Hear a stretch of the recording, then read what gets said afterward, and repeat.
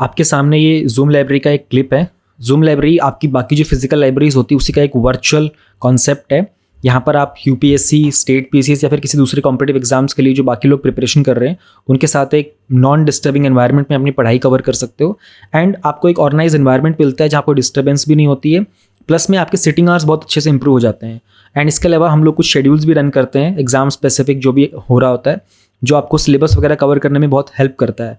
So you get a very organise environment to increase your sitting hours. अगर आप इस concept को join करना चाहते हो तो इसी वीडियो के नीचे टेलीग्राम चैनल का लिंक है। आप टेलीग्राम चैनल पर जाइए, वहाँ पर डिस्क्रिप्शन में एडमिन का यूज़र नेम होगा, आप कॉन्टैक्ट करके जूम लाइब्रेरी को ज्वाइन कर सकते हो। सिक्योरिटी सेक्शन का हमारा सबसे पहला टॉपिक है use of space for defence. तो प्राइम मिनिस्टर ने recently mission def space launch किया था, जो कि गांधीनगर में लॉन्च किया गया था। तो इसमें हमारे जो आर्म्ड फोर्सेज है ना, उनको स्पेस डोमेन में कुछ इनोवेटिव सॉल्यूशंस प्रोवाइड किए जाएंगे थ्रू इंडस्ट्रीज एंड स्टार्टअप्स। इस मिशन में 75 चैलेंजेस हैं जिनको इनोवेटिव सॉल्यूशंस के लिए ओपन किया गया है। एंड स्पेस डोमेन में हमारी कैसे डिफेंस की रिक्वायरमेंट होगी, इनके बेसिस के ऊपर इस मिशन को फर्दर आगे प्रोसीड किया जाएगा। अब स्पेस में जाने के लिए अगर हम लोग देखें तो कौन सी ट्रीटीज़ हैं जो स्पेस में इस तरह के फ्रेमवर्क पे काम करती हैं। एक तो है पीटीबीटी, पार्शियल टेस्ट बैन ट्रीटी, यानी कि एटमॉस्फेयर के अंदर, आउटर स्पेस में, फिर अंडर वाटर कोई भी न्यूक्लियर एक्सप्लोजन नहीं किया जा सकता। देन UNOOSA, यूएन का office for the outer space affairs है। इसमें कोई भी लीगल, टेक्निकल या पॉलिटिकल इंफ्रास्ट्रक्चर जो होता है ना ग्लोबल स्पेस के लिए, उन सबको सपोर्ट प्रोवाइड किया जाता है। Then we have IADC, inter agency space debris coordination committee. ये इसमें जो लास्ट का एस होता है ना डेब्रिस में, ये एस लास्ट का साइलेंट होता है, so we call it debris. तो इसमें जनरली क्या होता है कि स्पेस में जो कूड़ा करकट जो भी हो गया ना, मतलब सैटेलाइट्स वगैरह खराब हो जाती हैं या फिर जो भी चीज़ें होती हैं, हमारा स्पेस क्राफ्ट के जो रिमेनिंग पार्ट्स होते हैं वो सब इकट्ठा होकर डेब्री में कन्वर्ट हो जाते हैं। तो उनको हम लोग कैसे कम कर सकते हैं, उसके लिए कुछ गाइडलाइंस हैं। Now let us try to understand कि स्पेस में डिफेंस का जो पूरा का पूरा कॉन्सेप्ट है कैसे स्टार्ट होता है। 1950s में और 60s में ना स्पेस में न्यूक्लियर टेस्टिंग की बात की जा रही थी एक्सटेंसिव तरीके से। फिर USSR, जो कि आज की डेट में रशिया और US ने कुछ मिलिट्री सैटेलाइट्स भी लॉन्च किए थे। उसके साथ ही उन्होंने एंटी सैटेलाइट वेपन्स भी डेवलप कर लिए थे। तो हमारे यहाँ पर इंडिया में भी हमारे पास एक मिशन शक्ति है जो कि एंटी सैटेलाइट वेपन्स के तौर पर काम करता है। 1980s में स्टार वॉर्स का एक प्रोग्राम आया था USA का। अब जिन्होंने स्टार वॉर्स मूवी देखी है उनको थोड़ा बहुत आइडिया लग सकता है कि स्टार वॉर्स क्या चीज़ होती है। मुझे पता नहीं है, बट मैंने सुना था कि जो स्टार वॉर्स मूवी बनाई थी ना, वो भी स्पेस में किसी तरह का कुछ ऐसा फाइट वगैरह ही होता है, वॉयलेंस के लिए ही था। देन 1990s के अंदर हम लोगों ने, जब गल्फ वॉर का टाइम चल रहा था, तो स्पेस की टेक्नोलॉजीज़ को और फर्दर एक्सटेंसिवली यूज़ करना स्टार्ट कर दिया था। ये चीज़ आपको एग्जाम में कहीं पर भी नहीं पूछनी जाने वाली, ये सिर्फ इस टॉपिक को समझने में सपोर्टिंग एलिमेंट की तरह काम करेगा। तो स्पेस में अगर हम वेपन्स वगैरह एस्टैब्लिश करते हैं तो उसमें क्या कुछ हो सकता है। एक तो स्पेस में कंट्रोल किस तरीके का होगा। जाहिर सी बात है कि हमारे स्पेस में कोई भी चीज़ की मूवमेंट होती है किसी ऑर्बिट में होती है, यानी कि सर्कुलर ऑर्बिट होगा, एलिप्टिकल ऑर्बिट हो सकता है। अब उसमें हमारे कुछ फ्रेंडली कंट्रीज़ हो सकते हैं, हमारे कुछ एनिमी कंट्रीज़ हो सकते हैं। जैसे US और रशिया ही हो गया, ये दोनों के दोनों एनिमी कंट्रीज़ होंगे। अब वो आप किस कंट्री में कैसे अटैक करते हो, वो आपकी फ्रेंडली कंट्री है या फिर वो आपकी एनिमी कंट्री है, आपने फ्रेंडली कंट्री पे गलती से अटैक तो नहीं कर दिया। तो स्पेस पे किसका कितना कंट्रोल रहेगा, ये चीज़ें बहुत मैटर करने वाली हैं।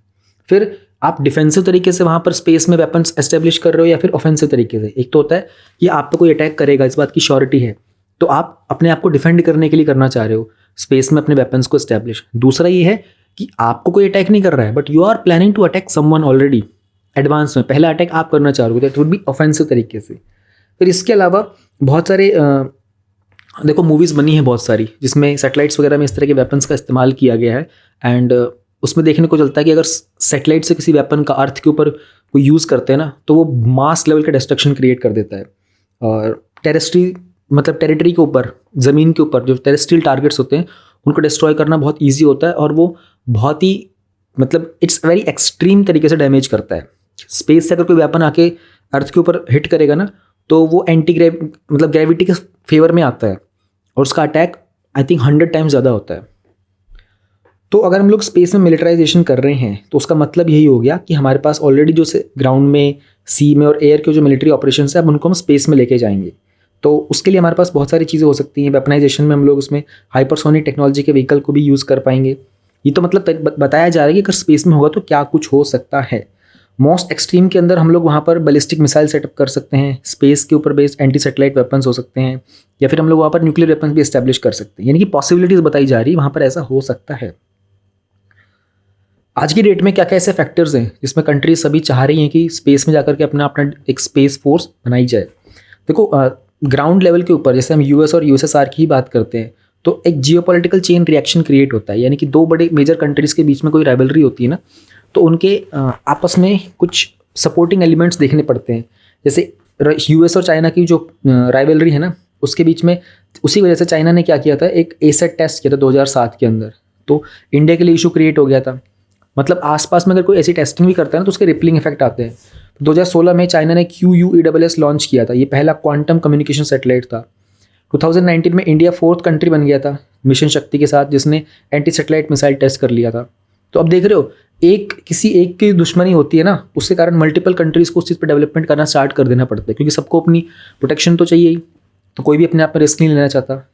फिर हमारे पास कोई ऐसा इफेक्टिव रेगुलेटरी मैकेनिज्म नहीं है, कोई ऐसी हमारे पास कोई ट्रीटी या फिर कोई ऑर्गेनाइजेशन नहीं है जो आउटर स्पेस में इस तरह की चीज़ों को रेगुलेट करती हो। एक आउटर स्पेस ट्रीटी है लेकिन उसके अंदर इतनी कैपेसिटी नहीं है, ऐसा स्ट्रक्चर नहीं बनाया हुआ कि वो आउटर स्पेस को इफेक्टिवली रेगुलेट करेगी। कैसलर सिंड्रोम एक चीज़ होती है जिसमें अर्थ का जो ऑर्बिट होता है ना, वो ओवर पॉपुलेट हो जाता है ऑब्जेक्ट्स और डेब्री के साथ, जिसके कारण उनका आपस में कोलिजन हो सकता है। अब प्रॉब्लम ये हो जाएगी ना, जब स्पेस के बहुत सारे मिशंस चलेंगे तो जाहिर सी बात है सारी की सारी चीज़ें ऑर्बिट में रहेंगी, सब सैटेलाइट्स में रहेंगे ना, सारे वेपन्स ऐसे हवा में तो नहीं रहेगा वेपन, वो किसी डिवाइस में लगा होगा।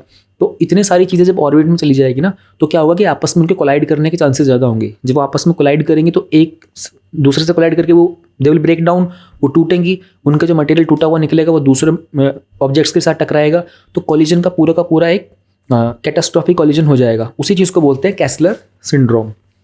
कैसलर सिंड्रोम आप याद रखिएगा क्योंकि प्रीलिम्स में कोई क्वेश्चन बन सकता है इफ कीवर्ड से ही कि कैसलर सिंड्रोम किससे कनेक्टेड है, या कोई हेल्थ की बीमारी है, या फिर कोई पेस्ट कंट्रोल की कोई चीज़ है, या फिर कोई पेंडेमिक की चीज़ है, या फिर ये स्पेस का है। तो इस तरीके से याद रखिएगा Kessler syndrome is for space.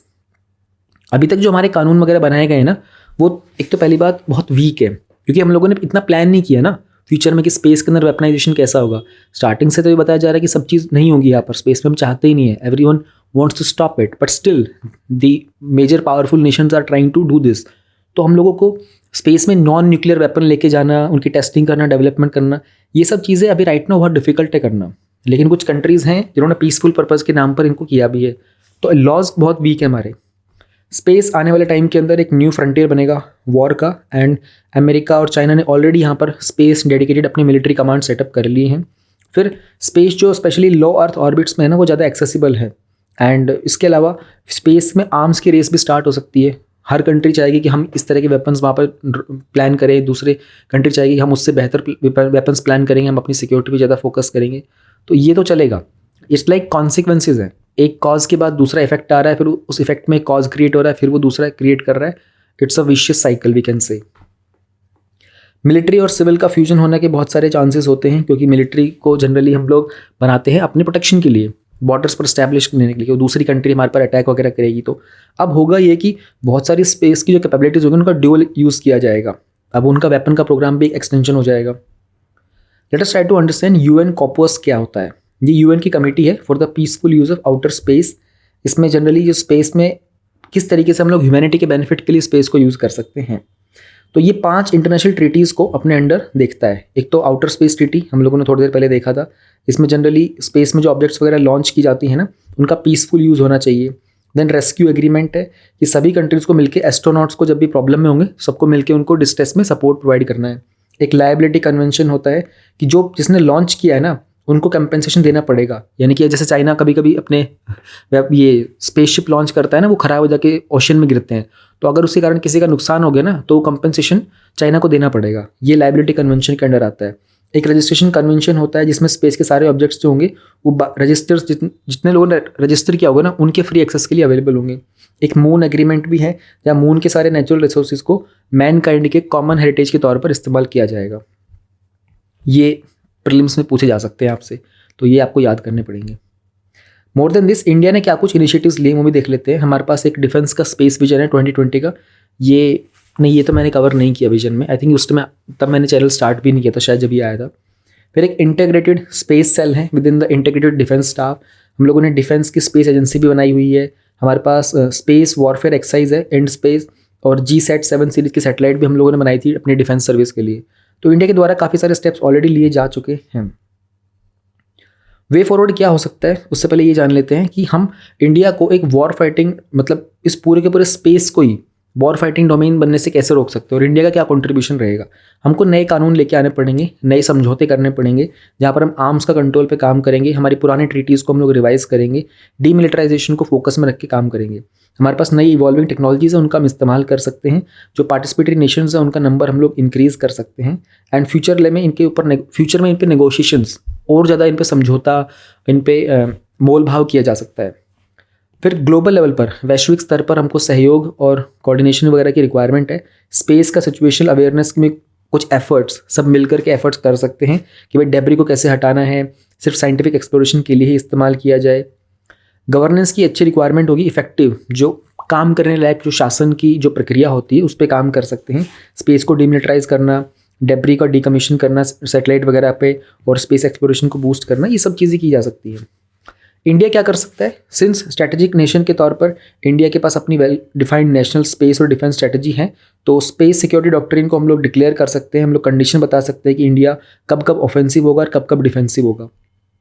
Operational actions में हम लोग अपने ऑपरेटिंग मॉडल्स को चेंज कर सकते हैं कि भाई कितना हम लोग अलाउ करेंगे टेक्नोलॉजी को स्पेस में जाना, और हमारे फ्यूचरिस्टिक स्पेस स्टेशन कैसे होंगे, उसमें कितना सिविलियन रिसर्च होगा, किस पर्पज़ के लिए उनके एप्लीकेशन का इस्तेमाल किया जाएगा। फिर हम लोग ड्राफ्ट जो स्पेस एक्टिविटीज़ बिल है उसको रेजोल्यूशन भी पास कर सकते हैं। हम लोग एक नया ड्राफ्ट बना सकते हैं रिमोट सेंसिंग पॉलिसी का। मिलिट्री और सिविल का फ्यूजन कर सकते हैं आर्म्ड फोर्सेज में, ताकि टेक्नोलॉजी का ज़्यादा इंटीग्रेशन हो और हम लोग चीज़ों को बहुत सस्टेनेबल, रिलायबल और मैन काइंड के वेलफेयर के लिए ही इस्तेमाल करेंगे। तो इंडिया हमेशा एक चेंज मेकर की तरह निकल के आ रहा है, मतलब पिछले कुछ समय में फॉरेन पॉलिसीज़ में। तो इंडिया कैन डेफिनेटली इसमें इन्फ्लुएंस कर सकता है, एक नई डायरेक्शन दे सकता है, इसको एंकर कर सकता है एक बेहतर तरीके से। That's for this topic. UPSC के हैंडी बुकलेट में आपको ये सारा कंटेंट मिलेगा। मैं आपको एक बार सबका सैंपल दिखा देता हूँ, एक एक चीज़ मैं आपको दिखा दूंगा। 900 से ज़्यादा माइंड मैप्स है जो आपको प्रीलिम्स में भी, मेंस में भी, स्टैटिक कंटेंट भी और डायनेमिक भी है। 400 से ज़्यादा मेंस के क्वेश्चन है प्रैक्टिस के लिए। 200 से ज़्यादा निमोनिक्स हैं ताकि आप फैक्ट्स को याद रख सको। कोड्स वगैरह हैं, आंसर राइटिंग की चेकलिस्ट है, डेली प्रोग्रेस ट्रैकर है, टॉपर्स का कुछ डेटा है, 7 शेड्यूल है। प्लस में इसके साथ में आपको 400 से ज़्यादा आंसर राइटिंग के कीवर्ड्स, प्रीवियस ईयर के मेंस के question papers, constitutional articles, modern history timeline, revision pipeline, कुछ हॉट टॉपिक्स की लिस्ट वगैरह, ये सारी चीज़ मैं आपको दिखा देता हूँ and then you can download them from the description of the video. If you talk about the mind maps ना, तो आपको 900 से ज़्यादा माइंड मैप्स मिलेंगे जो आपको प्रीलिम्स एंड मेंस में, प्लस में स्टैटिक एंड करंट अफेयर दोनों तरह के टॉपिक्स में आपके लिए यूज़फुल होंगे। जैसे 15 फाइनेंस कमीशन की रिपोर्ट हो गई है, उसके अलावा जैसे गिग वर्कर्स का टॉपिक आपको रिसेंटली मेंस के एग्जाम में भी देखने को मिला था, ग्लोबल बायोडाइवर्सिटी आउटलुक की रिपोर्ट वगैरह के बारे में, GNCTD का जो बिल था इसके ऊपर मेंस में क्वेश्चन आया था रिसेंटली, हेल्थ के डेटा को लेकर तो हर बार क्वेश्चन आता ही है, इंडिया की आर्कटिक एंटार्कटिक पॉलिसीज़ को।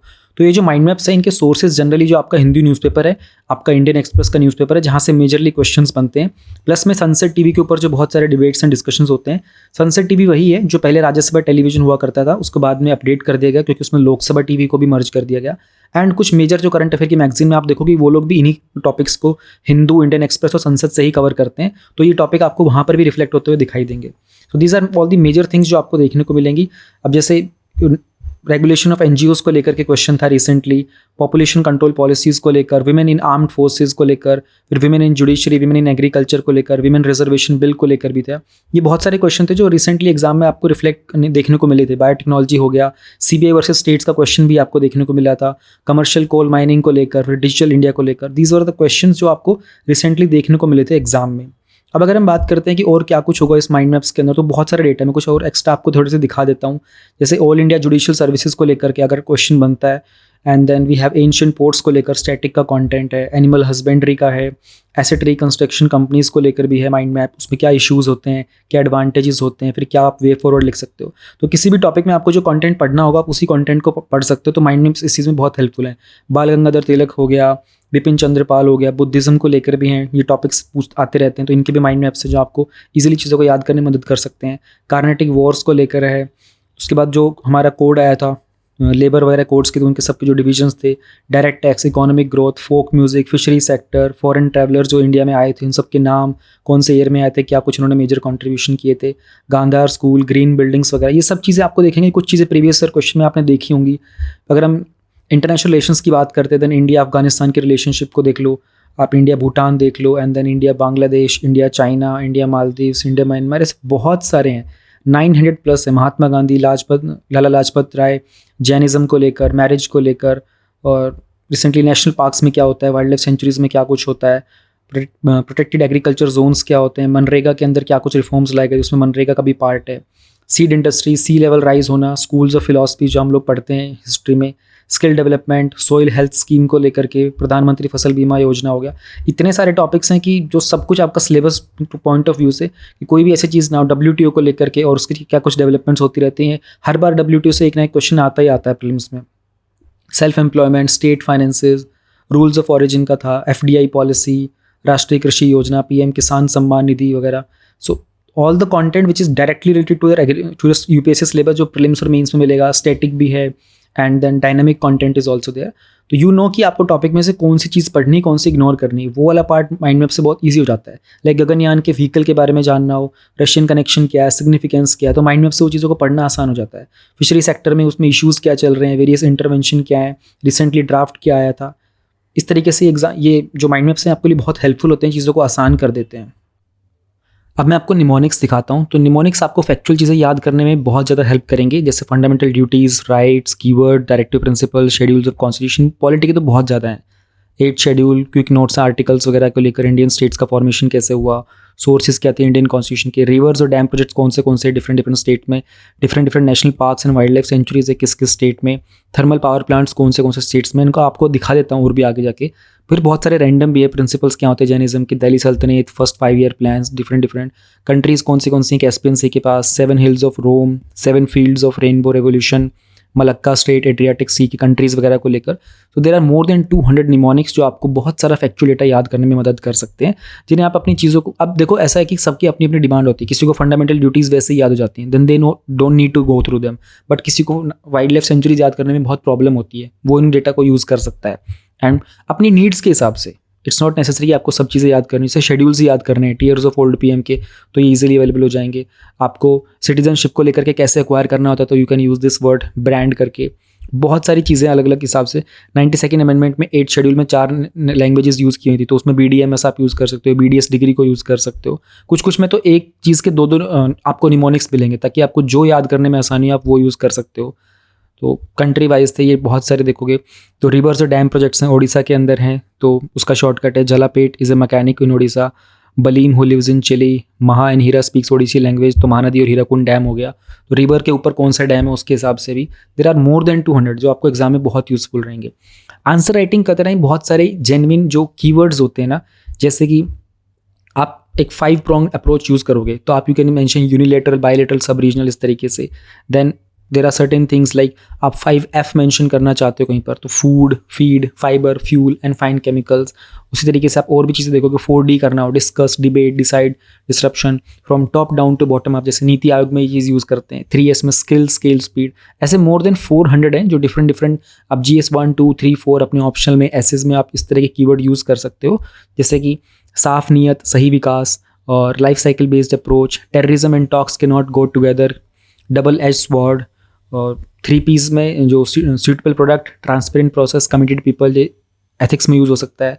5Is में irrigation, investment, infrastructure, insurance, intensification, और wishful thinking, corruption is equal to monopoly plus description minus accountability. 3F मतलब फंड, फंक्शन, ये सब करंट अफेयर में भी बहुत कवर होते हैं, तो वहाँ से सब कलेक्ट किए हुए हैं डिफरेंट टॉपर्स के आंसर की कॉपीज़ में से, and then you can use them in your answer writing. Answer writing की अपनी खुद की चेकलिस्ट भी आप यूज़ कर सकते हो, आप इसको जस्ट गेट प्रिंटेड और फिर आप अपनी प्रेजेंटेशन खुद को टिक कर सकते हो कि ठीक है, you have done this part, you have done this part, आपकी हैंड राइटिंग एलिजिबल थी, आपके फैक्ट्स वगैरह थे। इवन आप अपनी ये शीट को प्रिंट करके अपने फ्रेंड को दे सकते हो आपस में, and then your friend can answer it to you कि ठीक है, ये वाली चीज़ तुमने ठीक की थी, और एक दूसरे के आप चेक कर सकते हो। उसी तरीके से क्वेश्चन है बहुत सारे मेंस के क्वेश्चन को प्रैक्टिस करने के लिए, तो कुछ उसमें टर्मिनोलॉजीज़ हैं, तो GS 1, 2, 3, 4 को ऐसे अराउंड 400 से ज़्यादा क्वेश्चन है जो आप प्रैक्टिस कर सकते हो। एग्जैक्टली सेम जो प्रीवियस ईयर क्वेश्चन हैं उन्हीं के थीम्स के ऊपर बेस्ड हैं ये, और इट्स जस्ट वेरी इंपॉर्टेंट कि आप इनको वर्बली डिस्कस कर सकते हो, और exactly same theme, same question और सेम क्वेश्चन के कीवर्ड्स भी होते हैं यहाँ पर use. Then we have this daily progress tracker. Daily progress tracker बड़ी गजब की चीज़ है। ये जिन लोगों को अपनी परफॉर्मेंस ट्रैक करने में दिक्कत होती है ना, प्रायोरिटाइज करने में क्या करना चाहिए क्या नहीं करना चाहिए, तो ये जब आप डाउनलोड करोगे ना, उसमें आपको पूरा हाउ टू का वीडियो होगा, उसमें आपको एक्जैक्टली दिखाया होगा मैंने कि आपको यहाँ टास्क में क्या एंटर करना। ये मैंने थोड़ा स्क्रीनशॉट लिया था, तो आई थिंक इसकी क्वालिटी थोड़ी सी आपको डिग्रेडेड दिख रही होगी। इसमें होता क्या है ना, यहाँ पर अपना आप टास्क मेंशन करते हो, उस टास्क में आपको क्या करना है वो आप यहाँ मेंशन करते हो, उसका एक टारगेट रखते हो, उसमें आप खुद को मार्क्स देते हो, तो आपकी परसेंटेज आपको डेली पता चलती है, आपको 5 दिन का अपना एवरेज पता चलता है, एंड आपका एक ग्राफ प्रिपेयर होता रहता है यहाँ पर, जैसे कि ये रहा आपके सामने। अब आपने पॉलिटी का कोई काम करना था, आपको चैप्टर 5 करना है 2 घंटे में, टोटल आपको 10 मार्क्स थे, आपने खुद को पूरा कर लिया तो 10 मार्क्स दे दिए। तो आपकी फर्स्ट डे के आपने सारे काम कैसे कैसे किए, कोई काम आपने कम किया तो आपने खुद को 7.5 दिए, कोई काम आपने किया ही नहीं तो आपने 0 छोड़ दिया। तो अकॉर्डिंगली आपकी डेली परसेंटेज आपको पता चलती रहेगी। फिर आपको अपने 5 दिन की एवरेज मिल जाएगी कि आपका 5 दिन का 71% था। इस तरीके से अगर आप डेली का देखोगे 5 दिन का आपका 85% से अगर ऊपर जाएगा ना, तो आपकी प्रिपरेशन सही चल रही है। तो ऐसा ही आपको ग्राफ मिलता रहेगा। अच्छा ठीक है, डे 1 मेरा ठीक था, डे 2 में नीचे आ गया, देन डे 4 में थोड़ा मैंने इंप्रूव किया, डे 5 में मैंने बहुत इंप्रूव किया। ये ट्रैक करने में बहुत हेल्प करता है। जब आप डाउनलोड करोगे ना ये, तो आपको इसकी एक्सेल फाइल भी मिलेगी और आपको इसमें एक हाउ टू की वीडियो मिलेगी 5-7 मिनट्स की। उसमें मैंने एक्जैक्टली बता रखा है कहाँ पे क्या टाइप करके आप इसको ईजिली यूज़ कर सकते हो। सेम से पैटर्न के ऊपर अपना एक रिपीटेशन का पाइपलाइन भी होता है। आप उसमें चीज़ें सोने से पहले आपको क्या करना है, सोते हैं से बाद में आपको क्या रिपीट करना है, ताकि आप भूलो ना। देयर आर मैनी थिंग्स जो आपको एक दिन करनी होती है, दूसरे दिन करनी होती है, सुबह शाम। तो ये भी मैंने एक्जैक्टली हाउ टू वीडियो दिखा रखी है। यहाँ पे बहुत ज़्यादा एक्सप्लेन करूँगा तो टाइम लग जाएगा। यहाँ पे एक सैम्पल सा दिखा रखा है कि ऐसा कुछ आपको मिलेगा। फिर हाउ टू वीडियो से आप इसको एडिट करके अपना टॉपिक सेटअप कर सकते हो। कॉन्स्टिट्यूशनल आर्टिकल्स हैं, बहुत जगह यूज़ करने होते हैं। GS2 में तो पूरा का पूरा ही यूज़ करना होता है आपको। तो इनको याद करने के लिए आसान से एक फ्री में एक PDF है साथ में, आप बहुत ईजिली इसमें सर्च कर सकते हो and you can simply use them. Same तरीके से मॉडर्न हिस्ट्री की टाइमलाइन भी 1800 से नाना फडणवीस की डेथ से लेकर के, ये चीज़ें बहुत हेल्पफुल रहती हैं इवन प्रीलिम्स में, मेंस में याद करने के लिए, फैक्चुअल डेटा मेंशन करने के लिए। प्रीवियस ईयर के मेंस के अगर आप क्वेश्चन देखोगे तो दोनों तरीके से हैं। ये टाइप वाइज हैं, लाइक पहले हिस्ट्री में आर्ट एंड कल्चर के, एंशिएंट के अलग से, और सेम ही आपको आगे मिल जाएंगे। ये 1999 से हैं, तो ये पूरा का पूरा पेपर वाइज है। तो दोनों टाइप के आपको मिल जाएंगे, फिर वो आपकी चॉइस है आप कैसे यूज़ करना चाहते हो। देन वी हैव कोट्स वगैरह। अब जो कोट्स है ना, उनमें एक चीज़, 2 चीज़ देखेंगे। एक तो टाइप वाइज हैं, लाइक एजुकेशन के सारे कोट्स हैं, ठीक है, और फिर है ऑथर वाइज, बेसिकली जो लीडर्स वगैरह थे उनके नाम के, लाइक गांधी जी के सारी कोट्स यहाँ पर हैं, अंबेडकर जी की हैं, अरिस्टोटल वगैरह की हैं। इसमें मैंने डिफरेंट क्या किया है, I have tried to put in bringing the smallest quotes. जैसे कि अगर आप ऑफ्रा विनफ्री की देखोगे तो turn your wounds into wisdom, ये बहुत जगह आप यूज़ कर सकते हो। इवन GS 1, 2, 3, 4 ऐसे में ऑप्शन में कहीं यूज़ कर सकते हो। मैंने कोशिश ये की कि सबसे छोटी वाली जो कोर्स हो सकती है ना, मैक्सिमम पॉसिबल, उनको पुटअप करने की, क्योंकि उनको याद करना ईजी होता है। लंबे लंबे कोर्स को ना याद करने में बहुत दिक्कत होती है।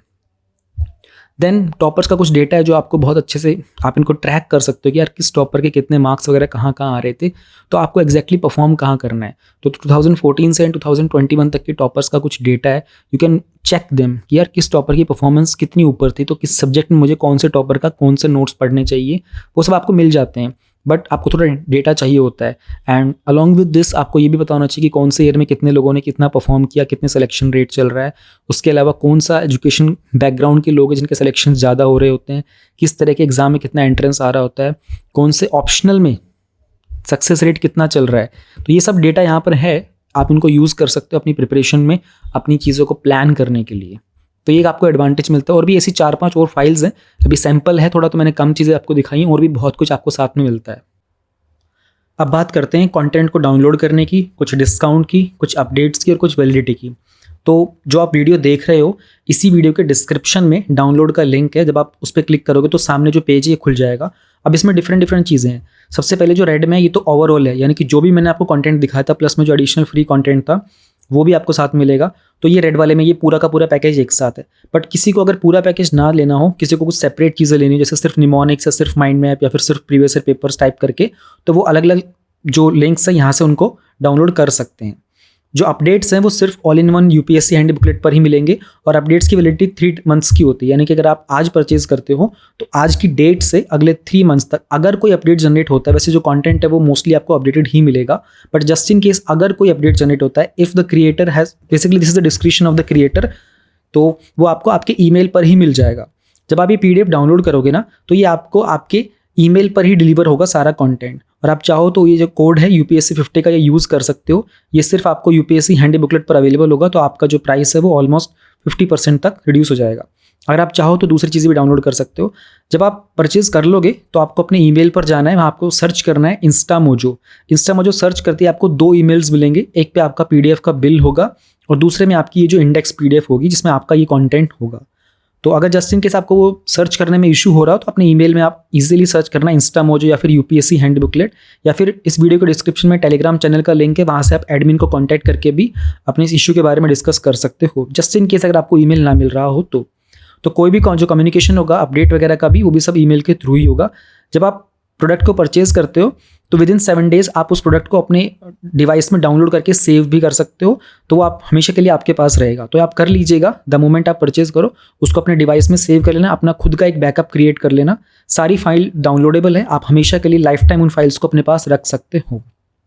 डाउनलोड का लिंक डिस्क्रिप्शन में है, क्विकली परचेज करो, अदरवाइज ये डिस्काउंट जो कूपन है ये कभी भी खत्म हो सकता है, एक्सपायर हो सकता है। सिक्योरिटी सेक्शन का हमारा जो सेकंड टॉपिक है वो है role of community in border management. तो प्राइम मिनिस्टर ने रिसेंटली कहा था that every village at the border as the first village of the country, और जो लोग वहाँ रह रहे हैं वो कंट्री के स्ट्रॉन्ग गार्ड हैं। इसलिए उन्होंने कहा था कि बॉर्डर मैनेजमेंट में लोकल पॉपुलेशन का बहुत ही अहम योगदान होता है। ये हमारे इंडिया का मैप है, हमारा इंटरनेशनल बाउंड्री है, किस किस कंट्री के साथ कैसे कैसे है। बांग्लादेश के साथ अगर आप देखोगे तो हमारी लार्जेस्ट बाउंड्री शेयर करते हैं हम लोग 4096 किलोमीटर की। देन वी हैव चाइना जहाँ पर हम लोग 3488 किलोमीटर की बाउंड्री शेयर करते हैं, और फिर आता है पाकिस्तान, वी शेयर 3323 किलोमीटर की बाउंड्री। अफगानिस्तान के साथ बहुत छोटा सा है 106 किलोमीटर का, जो कि POK में है। तो इंडिया की तरफ से हम लोग इसे काउंट करते हैं कि हमारा अफगानिस्तान के साथ बॉर्डर है। बट अगर हम लोग देखते हैं कि हम एक्सेसिबल कितना है, एक्सेसिबल की बात करते हैं तो हमारा अफगानिस्तान के साथ बॉर्डर नहीं होता है। नेपाल के साथ 1751, भूटान के साथ 699 और म्यांमार के साथ 1643। 7516.6 किलोमीटर की हमारी कोस्ट लाइन है। अब जो भी लोग इस बॉर्डर एरिया पर रहते हैं, इन्हीं सब के बारे में हमारे प्राइम मिनिस्टर ने रिसेंटली कहा था कि ये सब, चाहे वो कोस्टल बॉर्डर हो चाहे वो हमारा टेरेस्ट्रियल बॉर्डर हो, यहाँ के लोग हमारे एक कंट्री के एक तरीके से बहुत इंपॉर्टेंट गार्ड की तरह काम करते हैं। अब काम तो नहीं करते, they stay at that place, उनका अपना लाइवलीहुड है, उनका जीवन है, उनका जीवन का व्यापन होता है, but in indirect manner they are definitely guards of this nation. तो हमारी कम्युनिटी एंगेजमेंट की बॉर्डर मैनेजमेंट में क्या इंपॉर्टेंस है? सिक्योरिटी और सेफ्टी मेंटेन करना, उस एरिया को डेवलप करते हैं तो वहाँ पर लोगों को आपस में एक तरह की बिलोंगिंगनेस रहती है। जब भी कोई इरेगुलर इवेंट होता है जो कि यूजुअल लाइफ के कंडक्ट से हटके होता है, then they become the first in line to give the protection.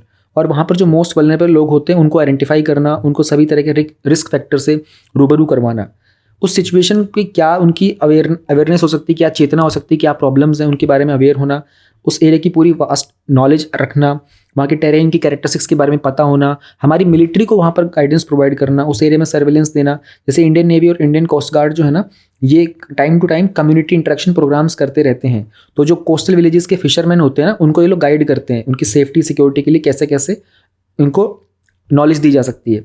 फिर ह्यूमन राइट्स को अपहोल्ड करने के लिए भी वहाँ पर लोगों की फ्री मूवमेंट्स वगैरह प्रोवाइड करना, है ना, किसी भी तरह के ह्यूमन राइट्स को कोई कॉम्प्रोमाइज़ ना हो, इस बात का ध्यान भी रखा जाता है हमारी बॉर्डर कम्युनिटी के द्वारा। कम्युनिटी के कुछ मैकेनिज्म्स होते हैं, उनका इस्तेमाल किया जा सकता है, जैसे कि वहाँ पर जो लोकल पॉपुलेशन हो सकती हैं उनसे हम कम्युनिटी बेस्ड पुलिसिंग अप्रोच सीख सकते हैं कि बॉर्डर मैनेजमेंट पर। तो ये एक तरीके से इंटरडिपेंडेंट अप्रोच है। हमारी मिलिट्री उनसे सीख सकती है, वो हमारी मिलिट्री को सिखा भी सकते हैं, प्लस मिलिट्री से भी सीख सकते हैं। तो ये आपस में एक एक्सचेंज ऑफ आइडियाज़ वाली चीज़ है। इसके अलावा कंट्रीज़ में आपस में बॉर्डर के ऊपर म्यूचुअल ट्रस्ट और कॉन्फिडेंस बनाना, सिटीजन एंगेजमेंट में काम करना, कंट्रीब्यूट करना अपने खुद की प्रोटेक्शन के लिए भी, और जो स्टेट की सॉवरेनिटी होती है, संप्रभुता होती है, उसमें भी योगदान करते रहना। तो बॉर्डर एरिया को डेवलप करने के लिए हमारे पास कुछ इनिशिएटिव्स हैं। एक तो VVP है, वाइब्रेंट विलेज का प्रोग्राम है। इसमें जनरली जो नदर्न बॉर्डर्स होते हैं ना, जहाँ पर पॉपुलेशन बहुत कम है, कनेक्टिविटी नहीं है, इंफ्रास्ट्रक्चर अच्छा नहीं है, उनमें कुछ बॉर्डर विलेजेस की कवरेज करना, उनको डेवलपमेंट प्रोवाइड करना। देन BADP है, बॉर्डर एरिया डेवलपमेंट प्रोग्राम भी है। ये जनरली उन हैबिटेशंस के लिए है जो कि हमारा जो इंटरनेशनल बॉर्डर है ना 16 स्टेट्स का, उसके 10 किलोमीटर तक के एरिया में होता है। तो इनके लिए कुछ एनुअल एक्शन प्लान्स बनाए जाते हैं, यहाँ पर रोड्स, ब्रिजेस, हेल्थ, एजुकेशन कैसे प्रोवाइड किया जाएगा। देन BIM स्कीम हमारी बॉर्डर इंफ्रास्ट्रक्चर एंड मैनेजमेंट की स्कीम। इसमें जनरली जो हमारे बॉर्डर्स होते हैं उनका मैनेजमेंट, पुलिसिंग और गार्डिंग की जाती है। देन वी हैव, हमने बोले जो बजट वगैरह होता है ना BRO का, जो हमारा बॉर्डर एंड रोड ऑर्गेनाइजेशन का बजट इंक्रीज कर दिया था। तो बेसिकली उनका काम, बॉर्डर एंड रोड ऑर्गेनाइजेशन का काम सिर्फ और सिर्फ वहाँ पर रोड्स वगैरह कंस्ट्रक्ट करना नहीं होता बॉर्डर एरियाज़ में, उसके अलावा वहाँ की सोशियो इकोनॉमिक जो डेवलपमेंट होती है ना उसमें भी कंट्रीब्यूट करता है BRO जो होता है। अच्छा, BRO इंडिया में ही काम नहीं करता, इंडिया के बाहर दूसरी कंट्रीज़ भी इन्वाइट करती हैं कुछ प्रोजेक्ट्स को डेवलप करने के लिए, तो वहाँ पर जाकर भी कंस्ट्रक्शन का काम करता है BRO। चैलेंजेस क्या आते हैं, एक तो स्टेट की खुद की कैपेसिटी नहीं होती है, वहाँ पर बॉर्डर का इंफ्रास्ट्रक्चर हमेशा वीक होता है बिकॉज ऑफ द टेरेन। तो ट्रांसपोर्ट लेके जाना, कम्युनिकेशन वीक होते हैं। आप लोग देखोगे कभी पहाड़ों में जाओगे तो आप लोगों को नेटवर्क की प्रॉब्लम बहुत आती है ना, सिक्योरिटी का इशू रहता है, कभी कभी लोग गुम भी हो जाते हैं, एंड जो लॉ इन्फोर्समेंट होता है उनको इतने अच्छे से पे नहीं किया जाता, इतने अच्छे से ट्रेनिंग नहीं होती। फिर बहुत सारी बॉर्डर कम्युनिटीज़ जो एलियनेटेड हैं, उनका कनेक्शन मेन स्ट्रीम में जो सोसाइटी है उनसे साथ वो कनेक्टेड नहीं है, उनको पता भी नहीं कि मेन स्ट्रीम वर्ल्ड के अंदर क्या चल रहा होता है। तो एक तरीके से रेस्ट्रिक्टिव नेचर हो जाती है उन लोगों की, एंड हमारी जो बॉर्डर की सिक्योरिटी फोर्सेज होते हैं ना उनके प्रति एक हॉस्टाइल एटीट्यूड भी बन जाता है। उनको लगता है कि ये सिक्योरिटी वाले क्यों आ रहे हैं हमारे रीजन के अंदर। इसके अलावा कभी कभी वो स्मगलिंग की एक्टिविटीज़ वगैरह में भी कुछ इंटरफेयर वगैरह करना पड़ जाता है, क्योंकि जो वहाँ के लोग हैं ना उनका लाइवलीहुड ही होता है इन चीज़ों से। तो लगता है कि अगर फोर्सेज वहाँ पर जाकर इंटरवीन करती हैं तो उन लोगों को लगता है कि this is a problem. Communication का गैप हो जाता है लोकल लोगों के थ्रू, कभी कभी वो लोग स्मगलर से और बाकी क्रिमिनल्स के साथ मिल भी जाते हैं, होता है ना, वो तो सिटी के अंदर भी होगा, वो तो बॉर्डर पर भी हो सकता है। तो कुछ लोग मिल जाते हैं, उसके कारण फिर उनसे कम्युनिकेशन नहीं हो पाता, कुछ बातें छुपा ली जाती हैं, एंड लोकल लैंग्वेज कभी कभी नहीं भी आती है, तो उस वर्किंग एनवायरनमेंट को कितना कंजीनियर बनाया जा सकता है, इसमें प्रॉब्लम आती है। कभी कभी ऐसा होता है जो क्रिमिनल्स और जो वेस्टेड इंटरेस्ट वाले होते हैं ना वो बॉर्डर लोगों के साथ मिलकर के हमारी सिचुएशन का एडवांटेज उठाते हैं, लोकल पॉपुलेशन के साथ वो बहुत सारे इकोनॉमिक बेनिफिट उठा रहे होते हैं।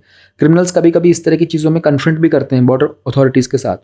फिर हमारे मैकेनिज्म्स में कमी होती है, हमारा जो पूरा का पूरा प्रोविजन है, पूरा का पूरा स्ट्रक्चर जो है ना वो अनरिलायबल है, एंड बहुत इनफॉर्मल तरीके से हम लोग उसको डील करते हैं। तो क्या कुछ मेजर्स लिए गए हैं और या लिए जा सकते हैं बॉर्डर मैनेजमेंट के लिए? हमें लोकल कैरेक्टरिस्टिक्स को ध्यान में रखना होगा। अब लोकल कैरेक्टरिस्टिक्स क्या हो सकती है, उनका कल्चर क्या है, उनकी लैंग्वेज क्या है, उनका लाइफ का कंडक्ट क्या है। फिर हमको बॉर्डर कम्युनिटी के प्रति अपनी अंडरस्टैंडिंग को इम्प्रूव करना होगा, कैसे हम लोग उनको एम्प्लॉयमेंट प्रोवाइड कर सकते हैं, कैसे हम लोग उनका कोड ऑफ कंडक्ट पे काम कर सकते हैं, उनकी बेसिक कम्युनिटीज़, उनके लिविंग कंडीशन को हम लोग कैसे इंप्रूव कर सकते हैं, तो उनका ट्रस्ट बिल्डअप होगा। पॉलिटिकल विल बहुत ज़्यादा इंपॉर्टेंट है, राजनीतिक पहल होनी चाहिए, और बॉर्डर फोर्सेस के बीच में और लोकल कम्युनिटी के बीच में एक अच्छा रिलेशनशिप होगा, ये गवर्नमेंट के सपोर्ट से हो सकता है। तो अगर हम लोग उसका जो कॉन्सेप्ट है ना बॉर्डर गार्डिंग का, उसको बॉर्डर मैनेजमेंट से रिप्लेस कर देंगे ग्राउंड लेवल पर, तो जाहिर सी बात है सेंटर और स्टेट अपनी अपनी रिस्पॉन्सिबिलिटीज़ को और बेहतर तरीके से पालन करना शुरू करेंगे। फिर बॉर्डर मैनेजमेंट 2001 में उसका एक टास्क फोर्स बनाई गई थी, उन्होंने भी रिकमेंड किया था कि इंफ्रास्ट्रक्चर का डेवलपमेंट वहाँ पर जितना जल्दी तेज़ी से होगा ना उतना ही जल्दी हम लोग यहाँ पर इलीगल एक्टिविटीज़ को रोक पाएंगे। कम्युनिटी की रिलेशंस को इंप्रूव करना होगा बॉर्डर पर्सनल के साथ में, इसके लिए उनका जो भी शिकायतें वगैरह होती है उनको एड्रेस करने के लिए हमको कुछ मैकेनिज्म बनाना होगा, वहाँ की लोकल लैंग्वेज को सीखना होगा, वहाँ के विमेन के फोक वगैरह को रेस्पेक्ट करना होगा, वहाँ के एल्डरली लोगों को वहाँ के लोकल कस्टम्स के बारे में जानना, उनको रेस्पेक्ट करना, उसमें पार्टिसिपेट करना। इस तरह की कुछ चीज़ें की जा सकती हैं जिससे हम लोग बॉर्डर कम्युनिटीज़ के साथ और बेहतर तरीके से बॉर्डर मैनेजमेंट में कॉन्ट्रीब्यूट कर सकते हैं। छोटा टॉपिक है, एंड यस ये टॉपिक आपका मेन स्पेसिफिक है, इसमें प्रीलिम्स का क्वेश्चन नहीं बनेगा पर मेंस का बन सकता है। सिक्योरिटी सेक्शन का न्यूज़ इन शॉर्ट कवर करते हैं। रिसेंटली दिल्ली डिक्लेरेशन को लेकर कुछ बात हुई थी, इसे यूएन का जो सिक्योरिटी काउंसिल है ना उसमें काउंटर टेररिज्म की कमेटी है, उन्होंने एक स्पेशल मीटिंग की थी, वहाँ पर दिल्ली डिक्लेरेशन को एक्सेप्ट किया गया था। तो पहले हम लोग सीटीसी के बारे में जान लेते हैं। यूएनएससी का रेजोल्यूशन था, ये रेजोल्यूशन नंबर याद मत करना। तो उसमें 15 यूएनएससी के मेंबर्स हैं, 5 परमानेंट है और 10 टेम्परेरी होते हैं। परमानेंट 5 याद होने चाहिए आपको, यूएस है, यूके है, रशिया है, चाइना और फ्रांस है, तो 5 हैं। उसके बाद जो 10 टेम्परेरी वाले होते हैं वो चेंज होते रहते हैं। तो इनका बेसिकली काम क्या होता है ना इस कमेटी का, कि जो भी हमारे दूसरी कंट्रीज़ के अंदर काउंटर टेररिज्म की जो एबिलिटीज़ वगैरह होती है ना लेवल, हर एक लेवल पे, लोकल इंटरनेशनल, सबको मॉनिटर करना। अब उसमें जो टेररिज्म को किसी तरीके से क्रिमिनलाइज करना भी होता है। अब दिल्ली डिक्लेरेशन क्या है ना, इसमें कुछ नई non binding guideline principles add किए गए थे जिसमें डिजिटल टेररिज्म के थ्रेट को काउंटर किया जा सकता है। ये इतना याद रखो, डिजिटल टेररिज्म दिल्ली डिक्लेरेशन ऐसे करके। उसके अलावा आईसीटी जो हमारा इंफॉर्मेशन कम्युनिकेशन टेक्नोलॉजी होता है उसमें काउंटर टेररिस्ट कैसे एक्सप्लोटेशन करता है, देन टेक्नोलॉजी का कैसे इस्तेमाल किया जाता है टेररिस्ट के पर्पज़ के लिए, और सिविल सोसाइटी के साथ और अच्छा एंगेजमेंट करना, ये सारी की सारी चीज़ें हमारे दिल्ली डिक्लेरेशन में आती हैं। Then we have light combat helicopter. Indian air force ने रिसेंटली इंडिजिनसली का मतलब होता है हमारा अपना खुद का, हिंदुस्तान एरोनॉटिक्स लिमिटेड HAL ने बनाया है एक मल्टी रोल का LCH प्रचंड नाम है, इस इंडिया 7th कंट्री बन गया है जो अटैक हेलीकॉप्टर्स बनाता है अब। तो सिर्फ ओनली कॉम्बैट हेलीकॉप्टर है वर्ल्ड के अंदर जो टेक ऑफ कर सकता है एट 5000 मीटर की हाइट पर। इसमें कुछ काउंटर मेजर डिस्पेंसिंग सिस्टम्स भी लगे हुए हैं। इसकी रेंज 550 किलोमीटर की है, 3 घंटे का एंड्योरेंस है और 6.5 किलोमीटर्स के आसपास की बेसिकली एक मैक्सिमम डेंसिटी की जिसके ऊपर ये फ्लाई कर सकता है। सर्विस सीलिंग वाली बात है। ये सब चीज़ें ना इतना डिटेल में जाने की ज़रूरत है नहीं इसकी एक्चुअल में। इतना याद रखो कि LCH प्रचंड है और हिंदुस्तान एरोनॉटिक्स ने बनाया था और इंडिया 7th कंट्री बन गया, इतना काफ़ी होता है। मतलब ये चीज़ें यार ऐसी है कि बहुत रेयर पूछी जाएंगी, बहुत ही रेयर। और एक बार ये चीज़ प्रीलिम्स में पूछ ली गई ना अगर, तो वो रिपीट नहीं होगी। There are question in prelims जो एक बार पूछे गए वो फिर कभी रिपीट नहीं होते, एंड देर आर क्वेश्चन जो रिपीट होते हैं, वो आपको आइडेंटिफाई करना पड़ेगा। तो इसलिए मैं बोल रहा हूँ कि ये चीज़ें याद मत करना, नाम याद रखो, किस तरह का है, क्वालिटी वो वाली याद रखो। एक C295 ट्रांसपोर्ट एयरक्राफ्ट है, इसको टाटा एयरबस ने बनाया है इंडियन एयरफोर्स के लिए। तो ये पहला प्रोजेक्ट है अपने आप में जिसमें मिलिट्री एयरक्राफ्ट को इंडिया के द्वारा मैनेजमेंट किया गया, जिसमें एक प्राइवेट कंपनी का रोल है। तो पहली बार C29 का जो एयरक्राफ्ट है वो यूरोप के बाहर मैन्युफैक्चर किया गया है। बेसिकली ट्रांसपोर्ट का एयरक्राफ्ट है, इसमें 5 से 10 टन की कैपेसिटी, इतना सामान लेकर के ये चल सकता है। और कभी कभी ट्रूप्स एंड कार्गो को कोई क्विक रिएक्शन के लिए या फिर पैरा ड्रॉपिंग करनी होगी तो उसके लिए इस्तेमाल किया जाएगा। हमारा जो पहले का एवरो 748 प्लेन है ना, जो कि 1960 में था, उसको रिप्लेस करेगा ये। डर्टी बॉम्ब, रशिया ने रिसेंटली क्लेम किया था कि यूक्रेन जो है ना उन पर डर्टी बॉम्ब का इस्तेमाल करेगा। डर्टी बॉम्ब के अंदर ना बहुत सारे रेडियो एक्टिव मटेरियल होते हैं, जैसे यूरेनियम हो गया। तो उनको जब वो जब ब्लास्ट करता है ना तो वो बहुत सारे एक्सप्लोजिव डेटोनेट्स क्रिएट कर देता है। अब इसके अंदर कोई highly refined radio active material तो नहीं होता, लेकिन ये न्यूक्लियर बॉम्ब की तरह इस्तेमाल किया जा सकता है। तो ये मटेरियल जो होता है जनरली हॉस्पिटल में, nuclear power station, research laboratories वगैरह के आसपास यूज़ किया जाता है। अब इसके कारण ये थोड़ा चीप भी हो जाता है और इसको बनाना भी ईजी होता है in comparison to nuclear weapon. CSTO क्या होता है? कलेक्टिव सिक्योरिटी ट्रीटी ऑर्गेनाइजेशन है। कजाकिस्तान ने रिसेंटली कैंसिल कर दिया था अपनी मिलिट्री एक्सरसाइज को, एंड CSTO एक अलायंस है, यानी कि एक तरीके से एक सहयोगिता है जिसमें, जो कि नेटो की तरह ही है। अब नेटो क्या है? North Atlantic treaty organisation.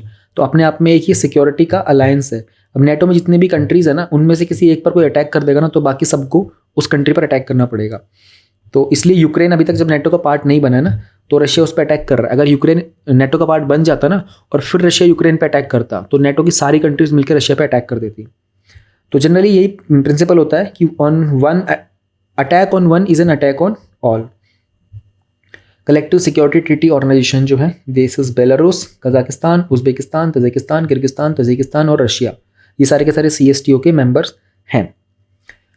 Exercises कौन सी न्यूज़ में थी? मैं तो कहूँगा इसको मैं स्किप कर देता हूँ, क्योंकि नहीं ये ना PT 365 के टाइम पर ना कंपाइल बन के आ जाता है। अभी पढ़ोगे तो क्या ही फ़ायदा है, वैसे भी भूल जाना है। तो let's save this time.